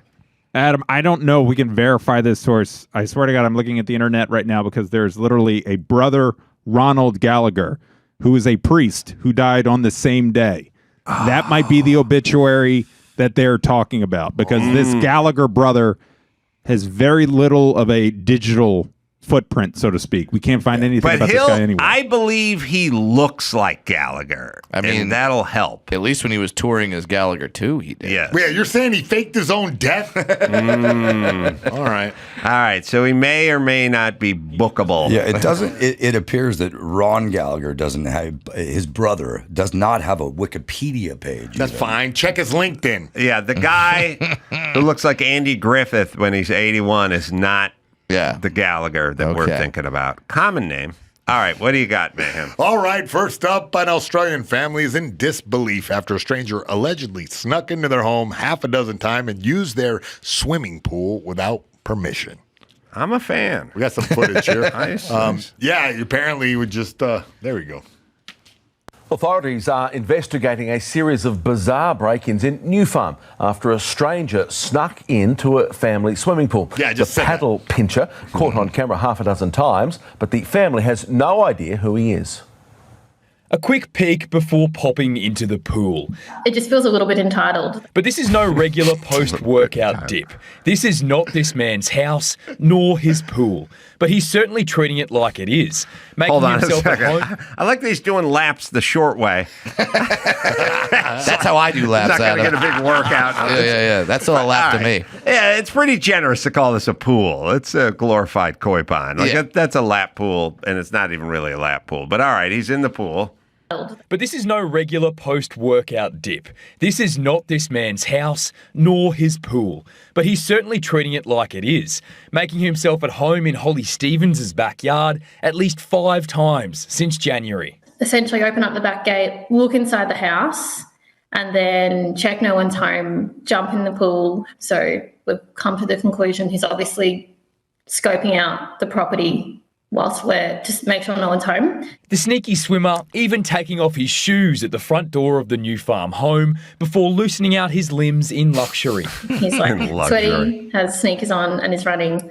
And then he's stretching in the pool after a run, which is honestly very gross because it's just like this guy that we don't know. He's coming in sweaty and swimming. Holly says they've caught the dirty dipper nearly 6 times, but believe he's been secretly making a splash even more often than that. We installed better CCTV after about the second time. All right, can we pause it? I like the idea. I want to live wherever this news broadcast is, because this is their idea of crime watch. Right. Ours this is a utopia. Homeless guy with a rusty machete. Yeah. Decapitated 2 other homeless guys Right. who are napping on a bench and then turned the machete on a special needs child. Yeah. Like, this is not stretching in a lap pool. Right. We should all have this kind of crime in our Lovely. neighborhood. You know what? If I found out a guy was using my lap pool in my backyard, I clearly he knows where I live. He knows what's going on. I would start leaving out like cookies for him, like Santa Claus. Like, hey, buddy.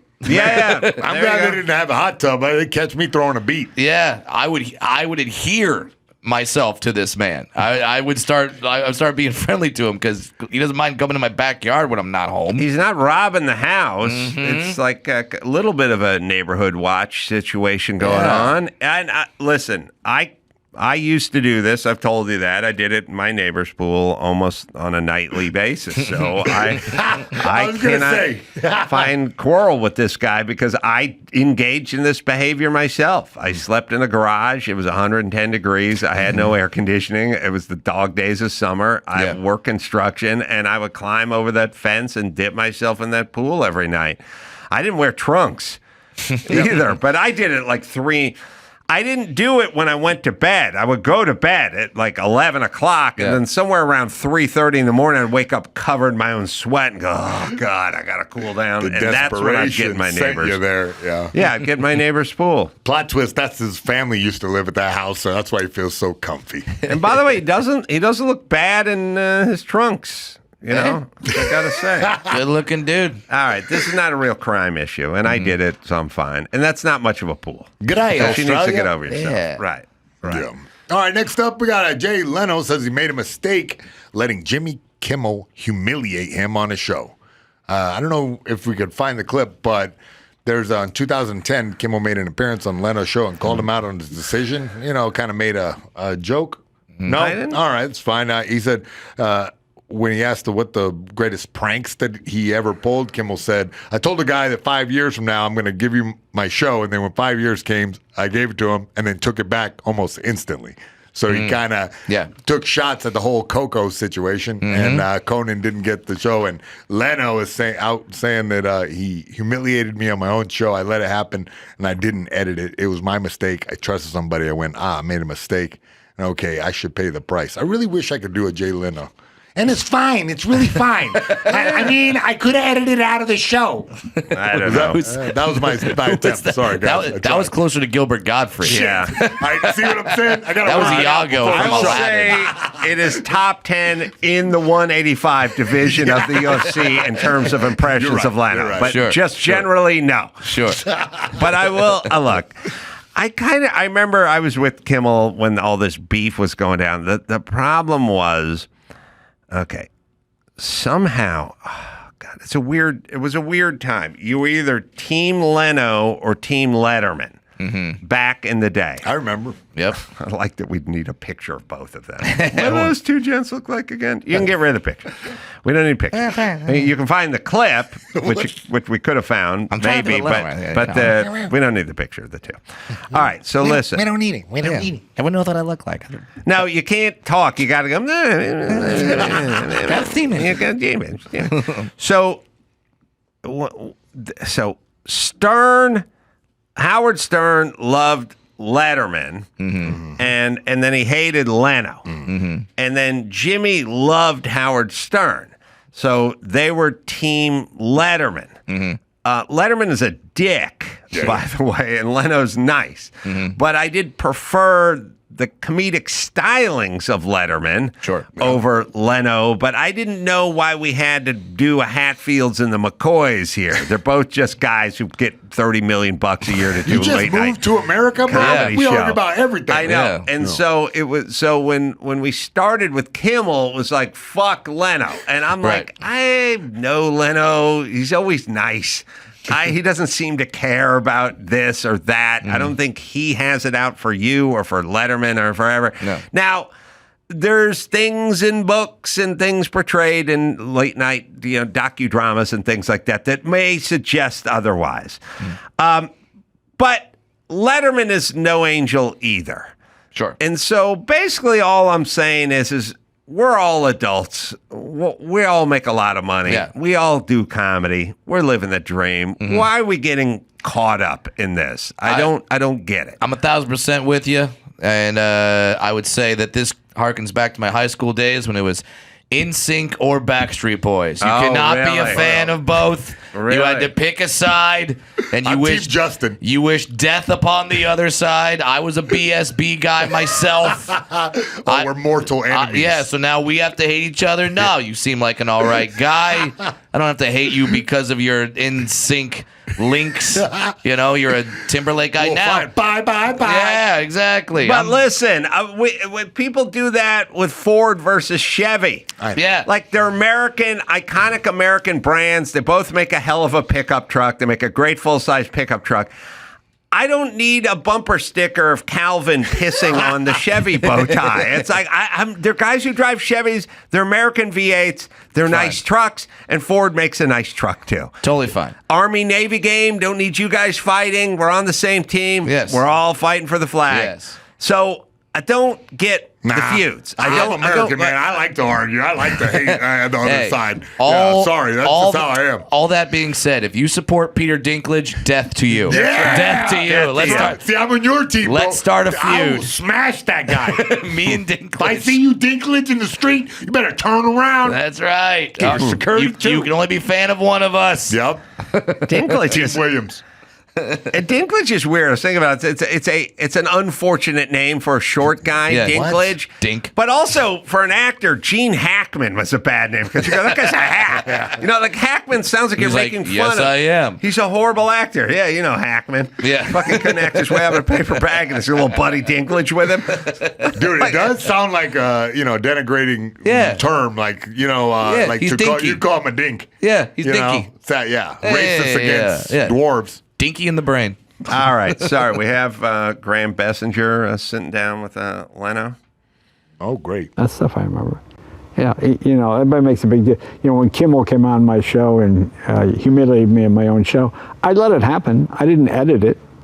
It was my mistake. I trusted somebody. I went, I made a mistake. Okay, I should pay the price. And it's fine. It's fine. I mean, we could have edited it out of the show. Why didn't you? Well, because it happened. It's real. It happened. It's my mistake. That's how you learn. Did you view it as a mistake, or is that good TV? Well, it's not good TV for me because it started a whole thing that continues to this day, really. But it's okay. It's all right. I mean, he's a comic. You do what you got to do. Okay. I mean, I wouldn't have done it, but that's okay. That's all right. It's okay. I love the flex of doing an interview in your own warehouse surrounded by Bugattis. Yeah. That is like, I'm never like, it's like, yeah, I made a mistake, but here's my Bugatti that's worth $4 million. Here's it's like, some of my okay. other mistakes. Yeah, it's like obviously I've done a few things right in my life, but good on Leno. There's actually a really great lesson there in that he did not edit it. Yeah, whatever. Yes. You know what I mean? Man up. No big deal. You made Yeah. a mistake, and it's a joke. Fine. It's a joke. It's a joke, Yeah. and it's good. Yeah, I mean, I don't even know if he made the mistake. He got ambushed a little bit, and that it just is what it is. But you're gonna have Kimmel on. You're gonna have a wordsmith on, funny dude. Yeah. He's gonna say some funny shit at you, Exactly. especially if you went through the whole Conan O'Brien debacle. You know? I mean, you're a part of pop culture at that point. Absolutely. Late night comedians comment on pop culture. I mean, isn't that exactly what Jay Leno did every night all the time? Yeah. So it's weird to be team both sides, but yeah, both guys did the right thing. Right. I didn't like Conan in this whole mix. Yeah. What? Oh, I don't man, like him. I'm the You didn't youth. like I love Conan? No, I'll tell you what. Well, What did he because do wrong? he lied to me once about Oh, shit. stuff. Yeah. Okay. Give us the dirt. What did he lie about? What did he lie to you He's about? kind of a puss, but Because okay. Conan's my dude, so Yeah, I'm how just did Conan curious. hurt you? I'll tell you how to lie. Well, first things first. Leno was number one in the slot, and he made his promise, but he was number one. The network probably won't. Sorry, we're giving him another 3 years, until he stops being number one. And Conan's big argument is I always wanted that slot, or I always wanted B. But it'd be like me saying I always want to play center field for the Dodgers. Like, all right, that's what you want, but you don't always get what you want. Yeah. No, it was a very unique situation with Conan. It'll involve Kimmel. That'll probably never happen in the annals of late night TV ever again. Okay. I did Conan once alone. I did Conan, and I brought the heat, and I was getting into it with the audience and stuff like that. And Conan did a thing that always drives me nuts that he does sometimes, where he sort of slid his chair back and went like, "Hey, I don't know, hey, I'm not." I hate when other comedians go, "I don't know, hey," I like a yes and. But anyway, he did a yet because I was being a little controversial. It was fine, but I think I rattled their cage a little bit. So then, before that, I'd done the show with Dr. Drew. When Loveline was a hot property, we came on Conan as a team. Okay. Then, several years after that, probably about 3 years after Drew and I had done the show, Kimmel and I were in New York for the Hugh Hefner roast on Comedy Central. Back when you were just arguing over boy bands. You were working. We were working. And we were in New York, and it was it was scheduled for about 10 days to 2 weeks after 9/11. Yes, this is the roast where Gilbert Gottfried. Gilbert Gottfried did the aristocrats joke. Yes, it is. after telling 9/11 jokes and bombing, he went, "Fuck it, I'm doing the aristocrats joke." That is correct. Great moment in comedy. That is correct. Great moment. I was on stage having to pee during that because that's what you have to do because it's 4 hours. Right. You realize they're I'm handing sorry. you drinks. You have to What pee. roast was it? The roast of Hugh Hefner. Oh, The roast of Hugh Hefner. Of course. So we were in town, but late night shows, any shows, were having real troubles with bookings because no one was getting on a plane and going to New York while the buildings were still smoldering. People are like, I'm not going fucking near an airplane, and I'm not going near New York City. Jimmy and I were like, look, we're doing the roast. We're committed to doing the roast. They already bought the tickets. Jimmy said, we're sitting in first class, and he was sitting on the aisle, and he goes, my fucking head's going to be on a swivel. I see anyone coming down this walkway, anyone close to anything that looks like a terrorist, I'm fucking on top of that guy. I go, okay, good thought. We were taxiing. He was fucking asleep. He was snoring. He was completely gone. We didn't even got off the ground. Never felt safer. Asleep. Never felt safer. So we were in New York, and they couldn't get people to come to New York, so the late night shows were struggling. So they called Jimmy, who was, popular-ish, but not like a big celebrity or anything. When Ben Stein's Money, Jimmy? Yeah. Probably Ben Stein's Money, Jimmy. Okay. Yeah. I don't know. You got to look and see what year. Well, 01. Man Show. Right. Yeah, Jimmy. Man Show was going. Okay. He was, So they called him, And we're walking through Manhattan, and they said, hey, kind of last minute, you want to come on Conan tonight and do a segment? And Jimmy and I were walking, and he was like on his phone, and he kind of looked at me, and he goes, yeah, I'll do it if me and Adam can do it together. Because it's just easier. You don't have to prep as hard. Yeah. We'll both be funny. And, It's last and whatever. minute. You have someone to minute. bounce your stuff off of. Yeah. Yeah. And then they go, oh, we don't do teams. We don't do pairs. Okay. We just do individuals. Okay. Because Conan didn't like it the last time I was on the show, cutting it up with the audience members. But I then said, I have done the show as a team. And I may be the only person around who's done the show as a team, but with another team. And this is my second team. So this is bullshit. You do the shows with teams because me and Dr. Drew from the Love Line were on, 2 years earlier. So I knew they didn't want me on the show. They probably could have just went, fuck Adam, we want you. But they didn't. They just said, we don't do teams. And then Jimmy said, well, then I'm not doing it. And I think that's how that story played out. But I found it interesting from a statistical standpoint when you said to Jimmy, we don't do teams, which sounded like a pretty easy out, like a Hollywood out. Sure. The fact that guy would have done the show, your show, with another team partner earlier is astronomical, right? Now, the odds are insane that happened. Now, do you look at this as maybe a producer or a booker, or are you going because a lot of times I literally just had this happen to me where a manager said, oh no, Brad's not going to do that show, and then the comic reached out to me and I was like, yeah, of course I'll do that show. Yeah, what are you talking about? You know what? Hey, I don't know. Yeah, you're I don't right. know if this Brad, you need to bury the hatchet between Conan and Adam. No, Let's you're make right. it happen. No, you know what? I got to tell you. It's something other than this. Oh, we got a second story. He slept with his wife. There's this super hot blonde chick from way back in the day. It was in my improv troupe. Okay. Smoking hot. I had it bad for her. And I was back at her apartment with her, and I was trying to get busy with her. And she was telling me, she goes, oh, I used to date Conan, but maybe he was a writer for The Simpsons or something. It wasn't TV Conan or whatever. It was just early. This could have been 91. Yeah. That's like fresh out of Harvard Conan. And she's like, I really liked him, but we were starting to get into it. And he just stopped and started crying and said he missed his girlfriend or something. I was like, what the fuck? Because she was so hot. I couldn't believe it. He had a heart. I know. A last minute change of heart. I know. And it made me angry at that point. I got angry. You lost your heart on? She was so hot. I just couldn't believe he did that. So He was a good guy. Yeah. You couldn't believe that he was faithful? It was more that he missed his old girlfriend. Okay. I think that outraged me. Okay. And, and then we ended up here. You know what I mean? So maybe it's not that much. I don't like it. Blood feud, long Blood lasting. feud, yeah.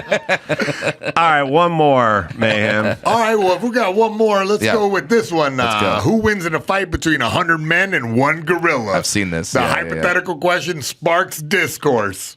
I don't like it It's because a meme. they do it like the stupid karate movies where Bruce Lee's there and there's 15 guards and one at a time. They just If keep we do it going one at at a 'em. time, you know what I mean? No That's shot. Well, no, Everybody's there's gotta a shot. go at once. There's a shot. Yeah, everybody. Because I figure if you look, it's physics, right? The muscles can only fire so much. If we let this guy go in, wear him out, oh, he's dead. We send another guy in. I think. Well, who's I going to say be the third guy to go in after he saw the gorilla, flick his head off of his body? Hey, I need some brave men on this task, okay? This is not for the weak of heart, but we're going to get him after about, I say 26.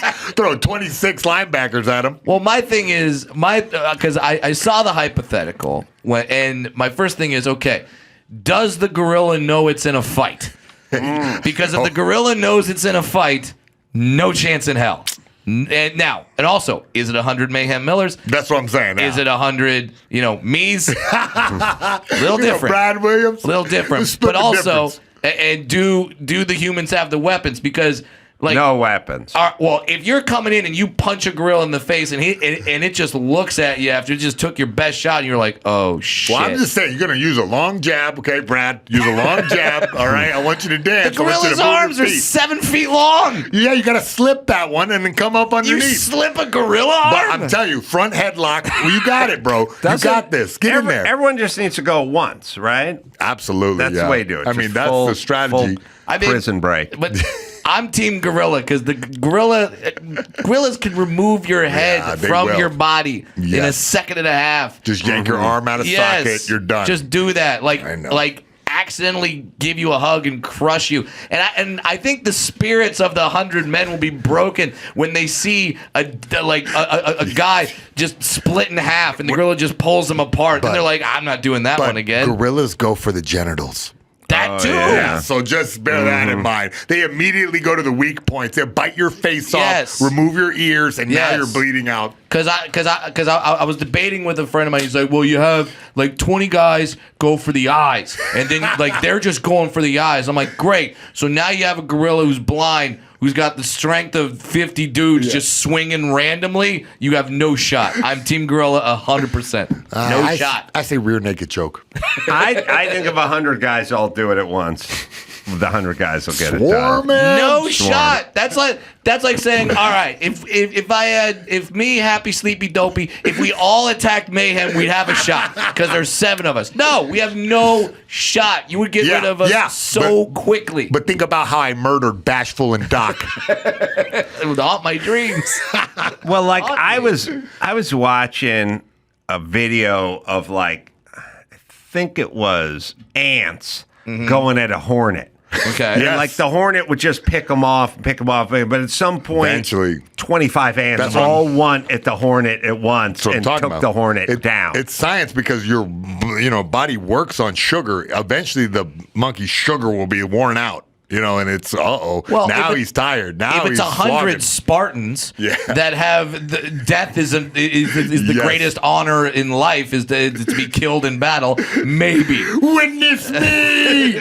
I just take a shot of whiskey and run right out. Yeah, I'll give you have a shot there, but I'm saying when the 97 guys see the first 3 guys get drawn and quartered and all their limbs taken out of their body, they're a little hesitant to jump in the fray. But see, you're doing it like waves, like first 3. I don't mean first 3. I mean everybody all at once. Well, there's only so much surface area. You literally can't have 100 people getting in punches at the same time. No. I think it's all about grabbing. I think it's about grab. I think it's about grab show up and grab. Bro, if it's us 3 going in the first wave, all right, I'm like, look, Brad, you're going to dance and distract them, okay? Carolla, I need you to double leg tackle this guy. I'm going to jump on his back, and we're going to handle this in the first wave. No, I'm going to be like, Brad, you need to dress up like a hot lady gorilla.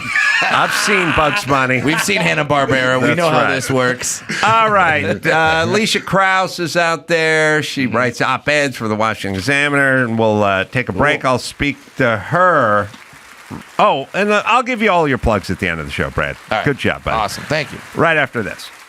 Simply Safe. Well, you want to feel safe at home. I mean, that's really kind of the definition of home. Feeling safe. Traditional security systems only take action after someone has already broken in which case you will not feel safe. Someone's in your house. It's too late by then. Simply Safe is setting the new standard in home security. Simply Safe's Active Guard outdoor protection can help prevent break-ins before they happen. With AI-powered cameras backed by live professional monitoring agents, well, they'll monitor your property and they will detect if there's any suspicious activity. Monitoring plans start affordably at around $1 a day. Love these guys, longtime sponsors. We all use them here. It's Simply Safe, right, Dawson? You can get 50% off your new Simply Safe system with professional monitoring and your first month free at simplysafe.com/Adam. Just head to simplysafe.com/Adam to claim your discount and make sure your home is safe this year. Keep your home, your family, and your peace of mind protected with Simply Safe. There's no safe like Simply Safe. See what screaming free all month long during Pluto TV's April Ghouls. Get your heart pounding with nightmare-fueling classics like Insidious and Bram Stoker's Dracula. Or test your nerves with haunting hits like Urban Legend and Don't Be Afraid of the Dark.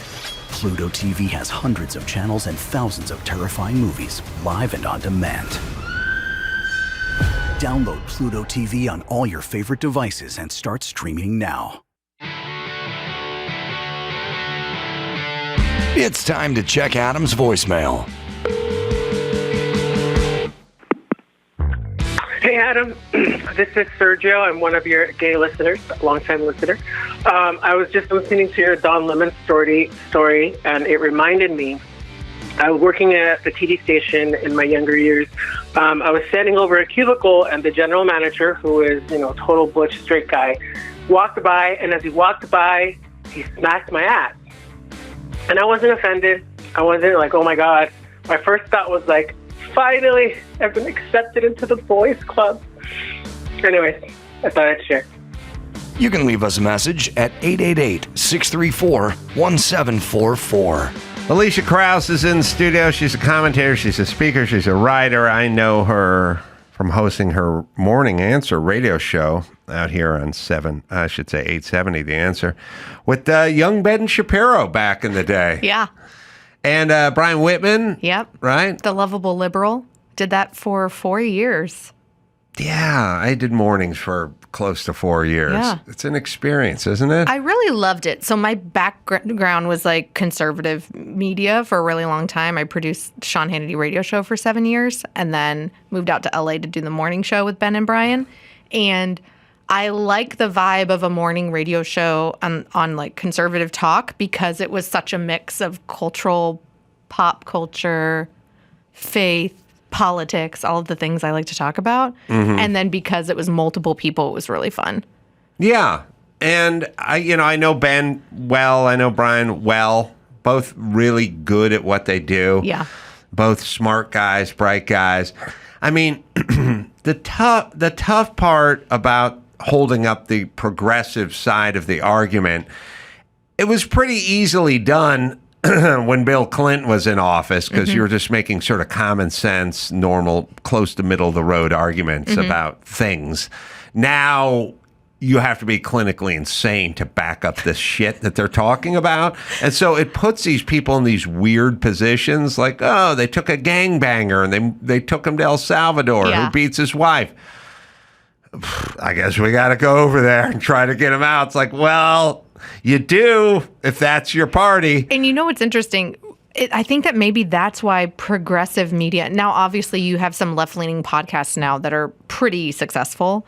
I think you could argue that even mainstream podcasts, like I'm a fan of like the Armchair, like Umbrella, right? Mm-hmm. But clearly it comes with a liberal tint. And but I think that actually most talk radio, most news type podcasts tend to do better when they're libertarian or conservative because it just sounds so much more factual, or because I think that we have the cognitive ability to question our own side that maybe hardcore left-leaning people don't. But well, I think just speaking for myself, I'll just sort of take stuff case by case. Yeah. And if you want to talk about the border, I'll take it. That'll be one case. Yeah. That'll be one issue. And if you want to talk about transgender or men and women's sports, or that'll be a second one. You want to talk about the homeless situation, that'll be a third one. But about taxation, that'll be, I'll just take it case by case. You can go down the line. Right. But there may be things that I could differ with, such as possibly gay marriage or something, where I would go, I'm pro gay marriage, or I don't care. I'm not really going to argue with someone who wants to get married who's gay one way or the other. And there are other subjects that I don't feel as strongly about, But the good news is, like I always say, that's my white privilege. I don't have to defend all white people. I'll just pick and choose the ones I like. Gavin Newsom's white. He's 6'2", and he's heterosexual, and he's my age, but he's a douchebag, and I don't fucking like it. So that's how I feel. But I don't go, oh, that guy's like me. Like, I don't have to defend the kid who stabbed the other kid, or Shador Sanders or whatever. But if you're black, you're like, oh, I got to go do this now, or George Floyd or something. Like, I don't have to. That guy, George Floyd, the white version of George Floyd, if he said to me, he's dead, I'm going, okay, good. I don't care. He's a drug addict. Whatever. I don't care. You're like, glad I don't have to defend I'm him glad anymore. I don't have to make an argument for the white version of George Floyd. That's what I'm saying. And so you people, and Trump is playing you now because he's making you defend Nicaraguan gangbangers. Yeah, Ben said this week on his show, actually, and it was so well put. He was like, Trump isn't doing that hot in the polling, but the gift to Trump is that his enemies, the Democratic Party and modern day leftists, are even polling worse than he is. Yes. Because of the things that they're doubling down on, like a gang member who beat his wife. Yes. Being deported. Yes. Matters to them more than, did you know that there's also a military veteran that we just found out like a week ago is in prison wrongfully in El Salvador? Right. Or in Venezuela? Right. And it's like, where are the Congress people from his home state of Washington on the Democratic side that are fighting for his release? Well, Trump didn't imprison him, so they don't care. Of course not. And then so, it's not the... But the thing I was saying on Jesse Waters the other week was, I said, if Trump took a picture of himself cuddling up to a Labrador puppy, then Democrats would film themselves kicking Labrador puppies and put it up on the internet. And it's like, he's hustling you. He's baiting you. He's getting you to do stuff that people like Labrador puppies. Yeah. And now you've taken a stand against Labrador puppies. Yeah. Which is what he's been doing the whole time. And I don't think somebody has to say to those people, look, we're here to have good policies that help the country, not do a knee-jerk reaction to the opposite of whatever Elon says. And this is why I say, if I was a Democratic operative, I would be telling them, lean into the John Fettermans and away from the AOCs. I get that, like, she and Bernie were just in downtown LA, where a lot of the people were cheering, the murder of a health executive CEO and, crying about illegal terrorists being deported. I get that there's some element of that progressive thing that emotionally appeals to people, specifically, the younger generation. But broadly, I think you have a lot of the country that's kind of in the middle, and the John Fettermans of the world are better look than the radical AOC kind of Bernie types. And I think that's why you have the worst governor on the face of the planet that you called a douchebag or an asshole. I think he's both. Gavin Newsom doing his little podcast trying to pretend to be a moderate because he knows that in order to run for president under the Democratic Party ticket, he needs to try to present himself like that. Yeah, he's pretending to be sane. Despite everything he's done to destroy our state. Right.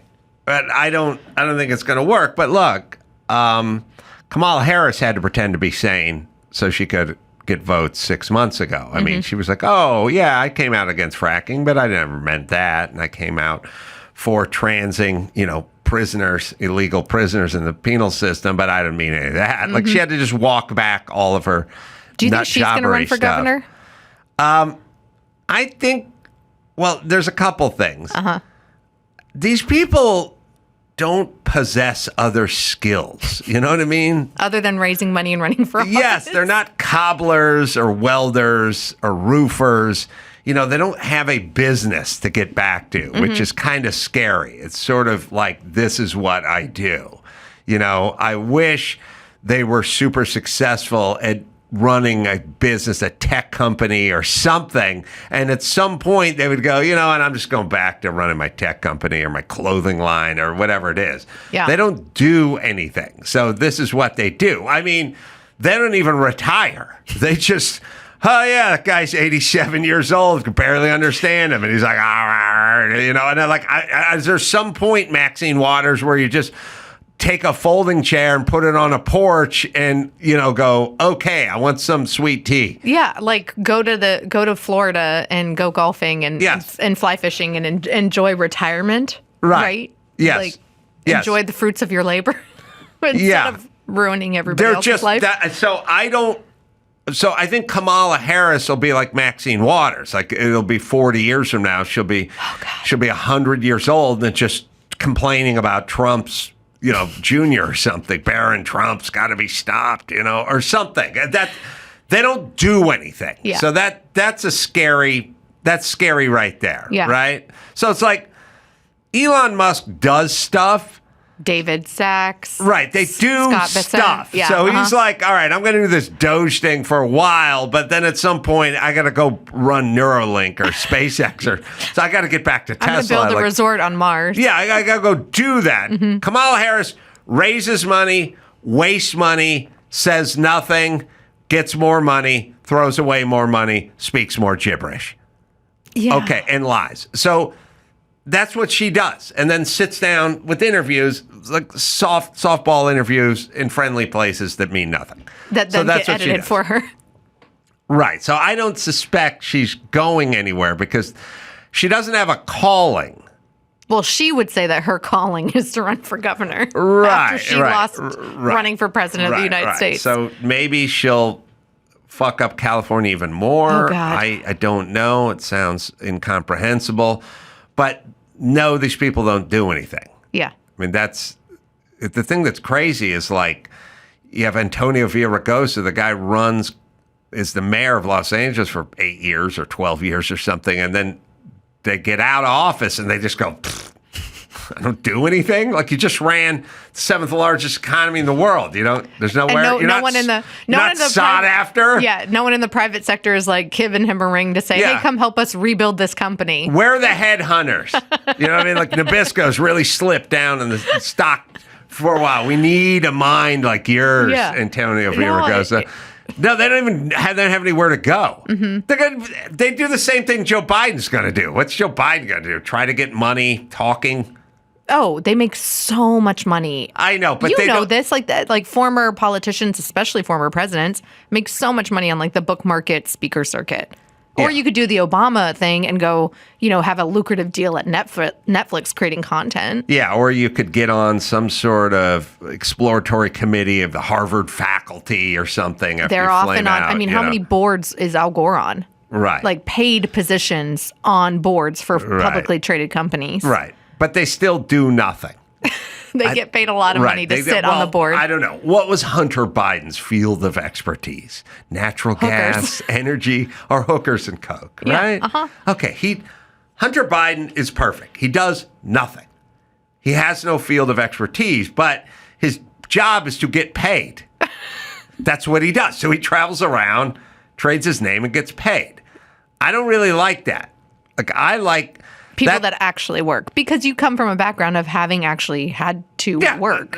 Rick Caruso ran for mayor, and when he didn't win, he went back to developer. And helping the city more than Bass does every single day. Not just, I do nothing, I have no skill. Yeah. We have way too many of these people. I hope that guy runs again for mayor. It'd be nice, wouldn't it? I mean, if every single public bathroom in the city could look like the Glendale Americana or the Grove bathrooms. They have nursing mother spaces. They have diaper changing stations with free diapers and wipes. But there's that graffiti everywhere and syringes. Exactly. It's a safe place to go. My kids can dance to the, Frank Sinatra music and throw pennies in the fountain. It's wonderful. Yeah, I know. We don't get it in Los Angeles. We don't in California. We don't get it. I think that there is, though, broadly. I'm one of those stay and fight people. Mm-hmm. I think that there's a lot more common sense and normalcy here than I think some people on the right side of the aisle give Californians credit for. True. I think that when you have San Francisco and Los Angeles choosing the more hard-lined district attorneys, that's a huge win. Yeah. I think when even though there's a Democratic supermajority, there's not as many radical lefties in Sacramento as there used to be. There's a lot more moderate Democrats. I think that we have to kind of use an approach of what's going to work for people here and push for viable candidates that can implement those changes for the better. I agree. So op-ed, which you write for the Washington Examiner, what is the process of an op-ed for you? For me? Yeah. It's so typically when I give speeches, it's 3,000 words. So it's really hard for me to. How long is a 3,000-word speech? So when I used to write scripts for PragerU videos are around 5 minutes, and that's about 700 words. And so like roughly right, 25 to 30 minutes. All right. Yeah, it depends. I mean, I'll insert. I don't actually write out 3,000 words all the time. I use data that I quote, and then I use insert story here kind of thing. Obviously, I like to talk.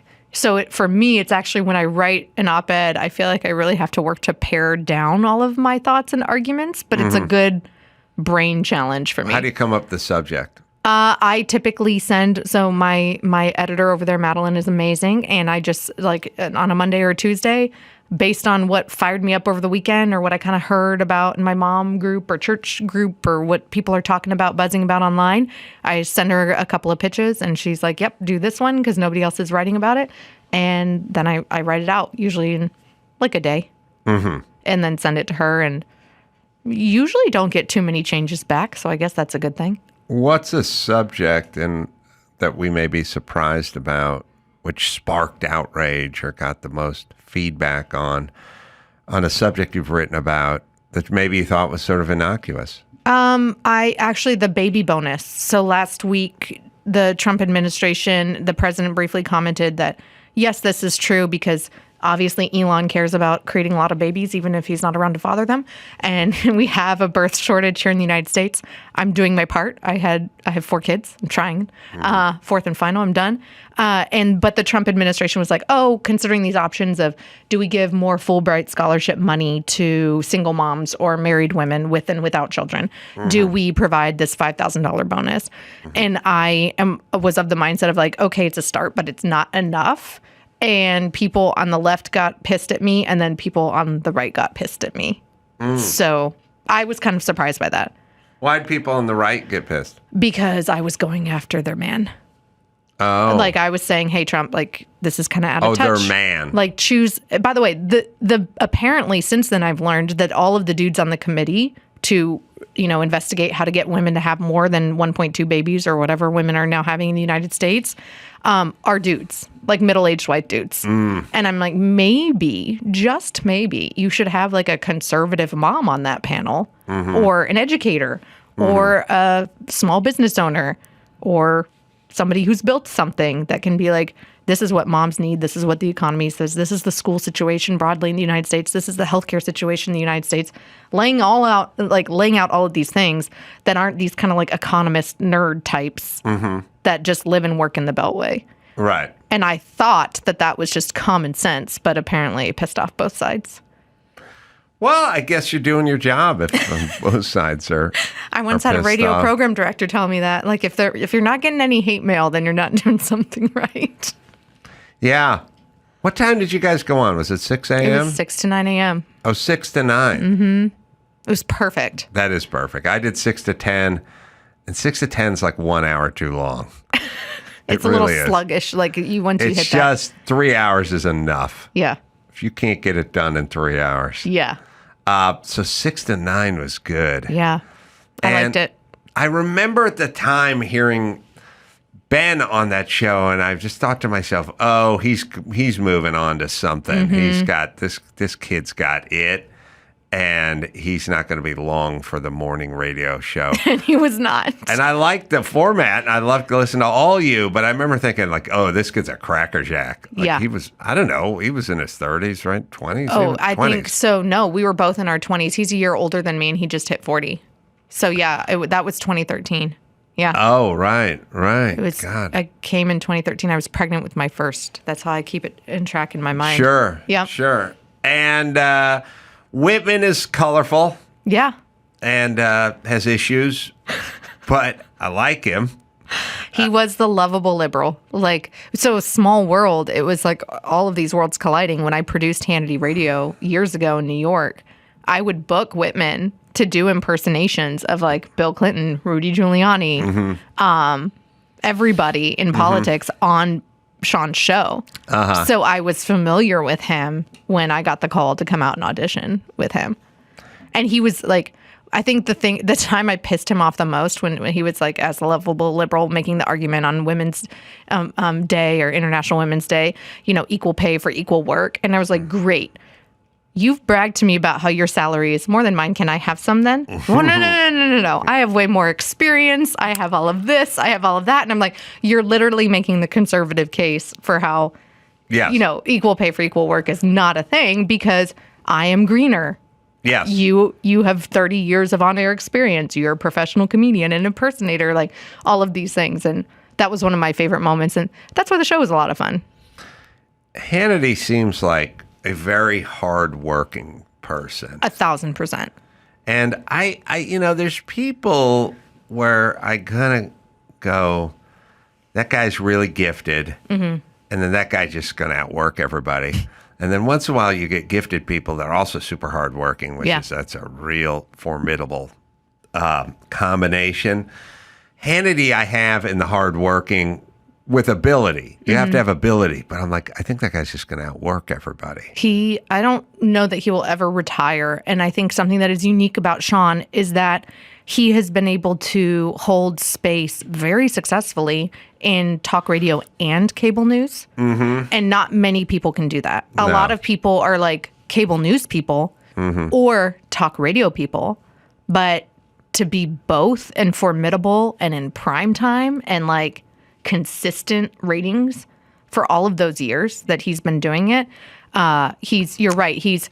I saw him, he's also a college dropout like me. Mm-hmm. And I just saw him read profusely. And I think that's something that Sean gets too, and the beauty of like radio and podcasting is he was really in tune with his audience. Mm-hmm. And even though he was a guy from Long Island, he worked construction, he bartended, he came from nothing.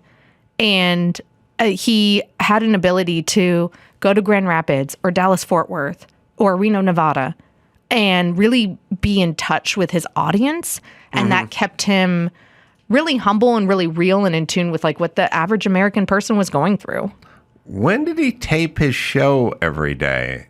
And where does he tape his show? I don't know now. So I stopped working with him. I worked with him from 2004 to 2012, but we were at WABC at 2 Penn Plaza.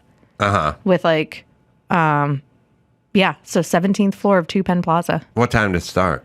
It was 3 to 6 p.m. So I would go into the office like 9 to 6-ish were my hours, yeah. 3 to 6 p.m. Oh. So it was drive time. That is a good hour. Yeah. Job too. 3 to 6. Yeah. Yeah. It was great. Radio is weird because if you get the right slot, it can be the greatest.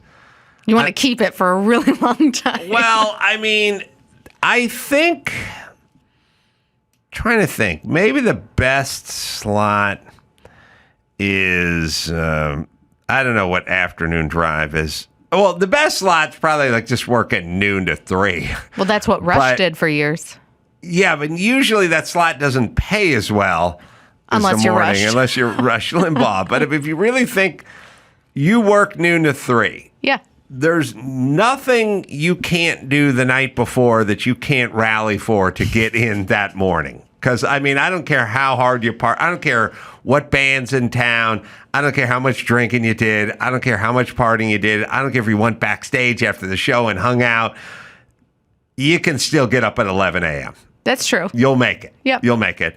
And if you knock off at 3, there's no dinner party, there's no movie premiere, there's no anything that you'll ever miss. There's no Lakers playoff game, there's no nothing. Yeah. That noon to 3, there's nothing you'll ever miss, and you'll never be hungover. Yeah, you can still make your kids like, school play. Maybe drop off in the morning.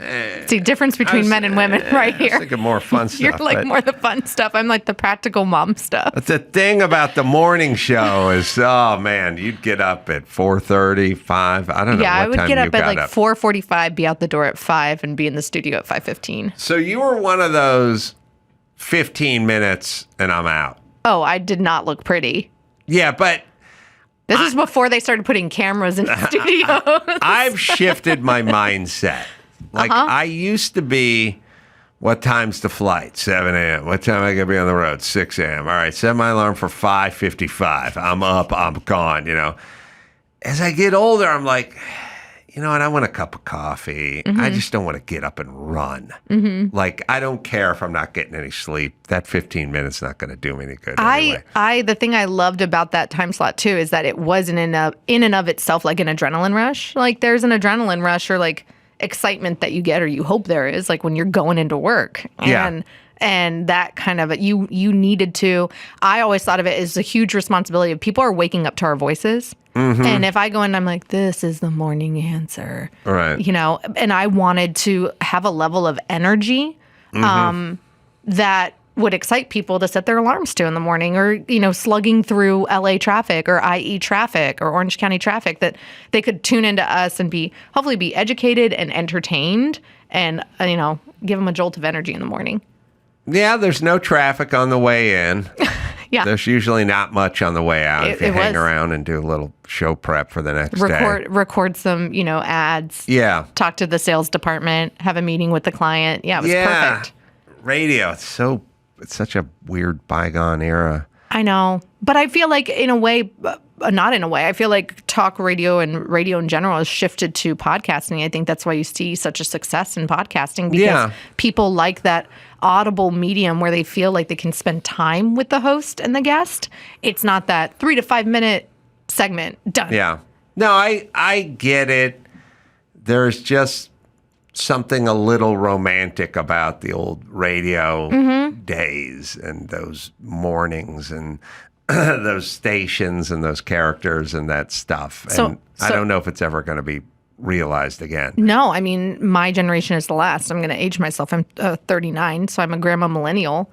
And I feel like me and my little sister, who's 35, are like the last of kind of this era of understanding what radio was.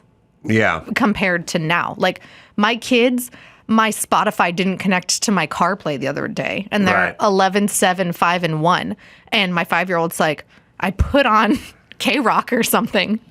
And I make my children listen to classic rock. So they knew some of the songs on there. But she was like, what is this thing with these people talking, Mama? Yeah. And I was like, that's called a commercial, baby girl. And she's like, why is there a commercial? Like, they didn't know what commercials were until we started watching football with them a year ago, you know? Yeah. And it's just this bygone era of where I used to listen to Q102 in southeastern Oklahoma, where I'm from, and me and my best friend would have, like, the tape player, and we'd record, like, you know, No Scrubs would come on, and we'd, like, hit record, and then commercial break would come, and you'd stop it, and then, like, you know, U2 would come on, and you'd hit record. Like, our children will never know that. I feel like millennials are kind of the last generation to see this drastic technology and media shift that a lot of younger people just don't get, including the beauty of like the old radio days.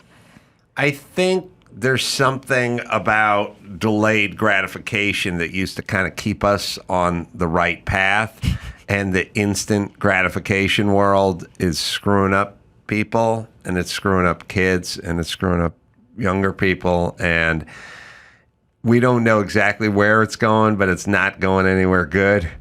And I think sort of doing the analog dance with the tape, the mixtape, and all that kind of stuff, and just recording, you know, I used to record Dr. Demento, you know, and then listen to the tapes the next day and stuff like that. Yeah, there's something there. It's like tangible. Yeah, it's analog, it's tangible, it's sort of physical. It's kind of like, rake your own front yard. You know, get a gardener, move into a condo. Let them do it. I'm like, do it yourself. We won't get our kids even readers. Like, I want my kids to read a book. And I mean, we're kind of like joking about it, but I think we are touching on something that like Abigail Schreier, Jonathan Haidt, and all these other people are talking about. Is like, actually, kids are less satisfied. They are more depressed and more anxious and feel more pressure on them. And where is that coming from? It's from this frickin' thing. The phone, yeah. All day, and the internet and everything that you have access to all the time. No. It's not healthy. Even for me or you, right? I don't have the thing that other people have where they go, oh man, doom scrolling or something. I go, no, I'm just looking at stuff. But you have self-control to put down Instagram? I don't know how to do Instagram. So I guess so. I guess the answer is, I guess the answer for me is everything for me falls under the heading of possible prep for something to talk about. So I look at stuff, I see some article on Twitter, some stupid thing or something, and I just go, oh, that could be something to talk about. So it's sort of like, if you're in show business, then everything's a write-off. You go out to dinner with your friend, you talk about nothing, but it's a write-off. I went to dinner. I saw a movie. Yep. Well, that's a write-off. I talked about it on the podcast. That kind of thing. Like everything's a write-off for me. So I don't feel as guilty about it as other people. It's a part of your job. You're constantly having to look at data and gathering data and like gauging what's interesting and what isn't. Yeah, right? I mean, I have a paper here with like 30 subjects on it. Yeah. And a lot of it is just stuff I ran across, on the internet somewhere and just marked it, So, no. And also, I'm not as precariously wired as a lot of people where I can see like a puppy that's been abused and go, oh, like my day is ruined because I saw this negative depiction. Because you know what I mean? understand that that's happening 10,000 times a day, like all these other places. So you're not going to let it draw you in, or because you just are careless?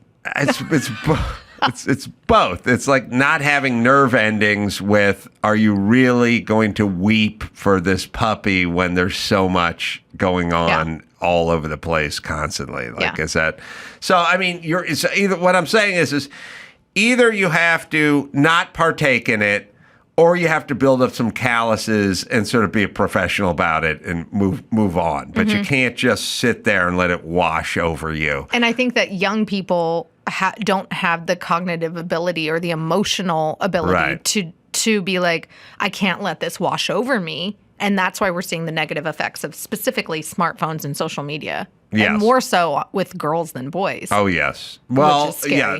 Girls care a lot more than guys. Yeah, we're a lot nicer to look at, and we're not a lot nicer to be around, and we're more empathetic, and yeah, there's lots of cool things. I think about you being got a girl. two out of three there with empathetic in the looks. I don't know, be around, but yeah, I get where you're coming from. And guys feel very like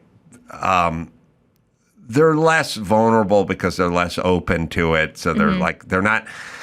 When you have an open wound, it can get infected. But if you don't have an open wound, then you can rub some dirt on it and you'd probably be fine. And guys aren't open wounds. You know what I mean? We have less chance of being infected. Yeah. You know what I mean?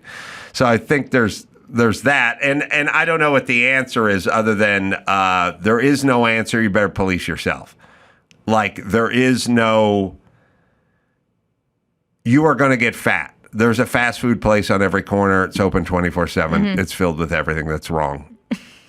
The fries are real good. And it's free. It's almost free. So you're going to get fat unless you police yourself. Yep. And it's now, we're now in the world. It's a world of abundance where you just have to police yourself. Yeah. And I think that, I don't know, for my kids though, like it's kind of my job at this stage of their yeah, life when you're 5. Yeah, for sure. To police it for them. Yeah. What's the next op-ed going to be about? I don't know yet. What do you think it should be? Police yourself. Police yourself. Inspired from Adam Carolla's rant. I did think there, and I need to do some fact checking, but Bill Asaley and Kevin Kiley and a few others were posting about there's a bill in the in committee up in Sacramento right now where they want to deregulate, or it's no longer a felony to purchase a 16 or a 17-year-old for sex. Right. I know. Because their whole thing is just reverse engineer everything. Like, hey, there's too many black people in prison.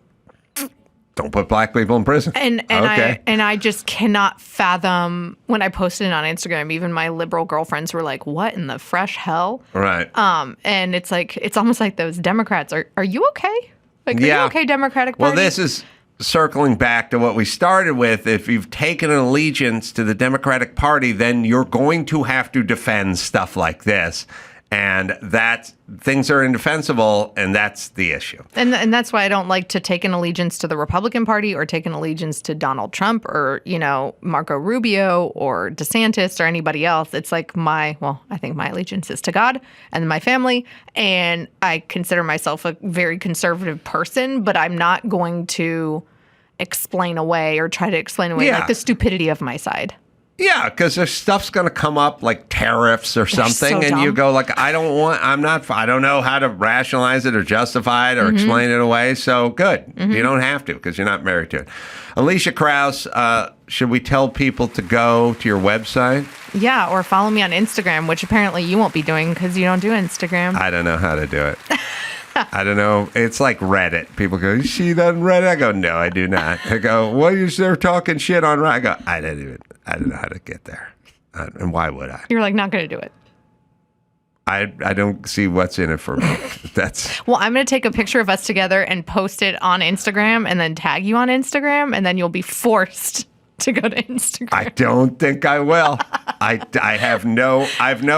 do go to Instagram once in a while and it wants something and I don't know what it wants. I don't have what it wants. Like a password? Something. Oh my gosh. Why? I mean, I don't know. I should, but I don't. But I don't care. I can try to show you.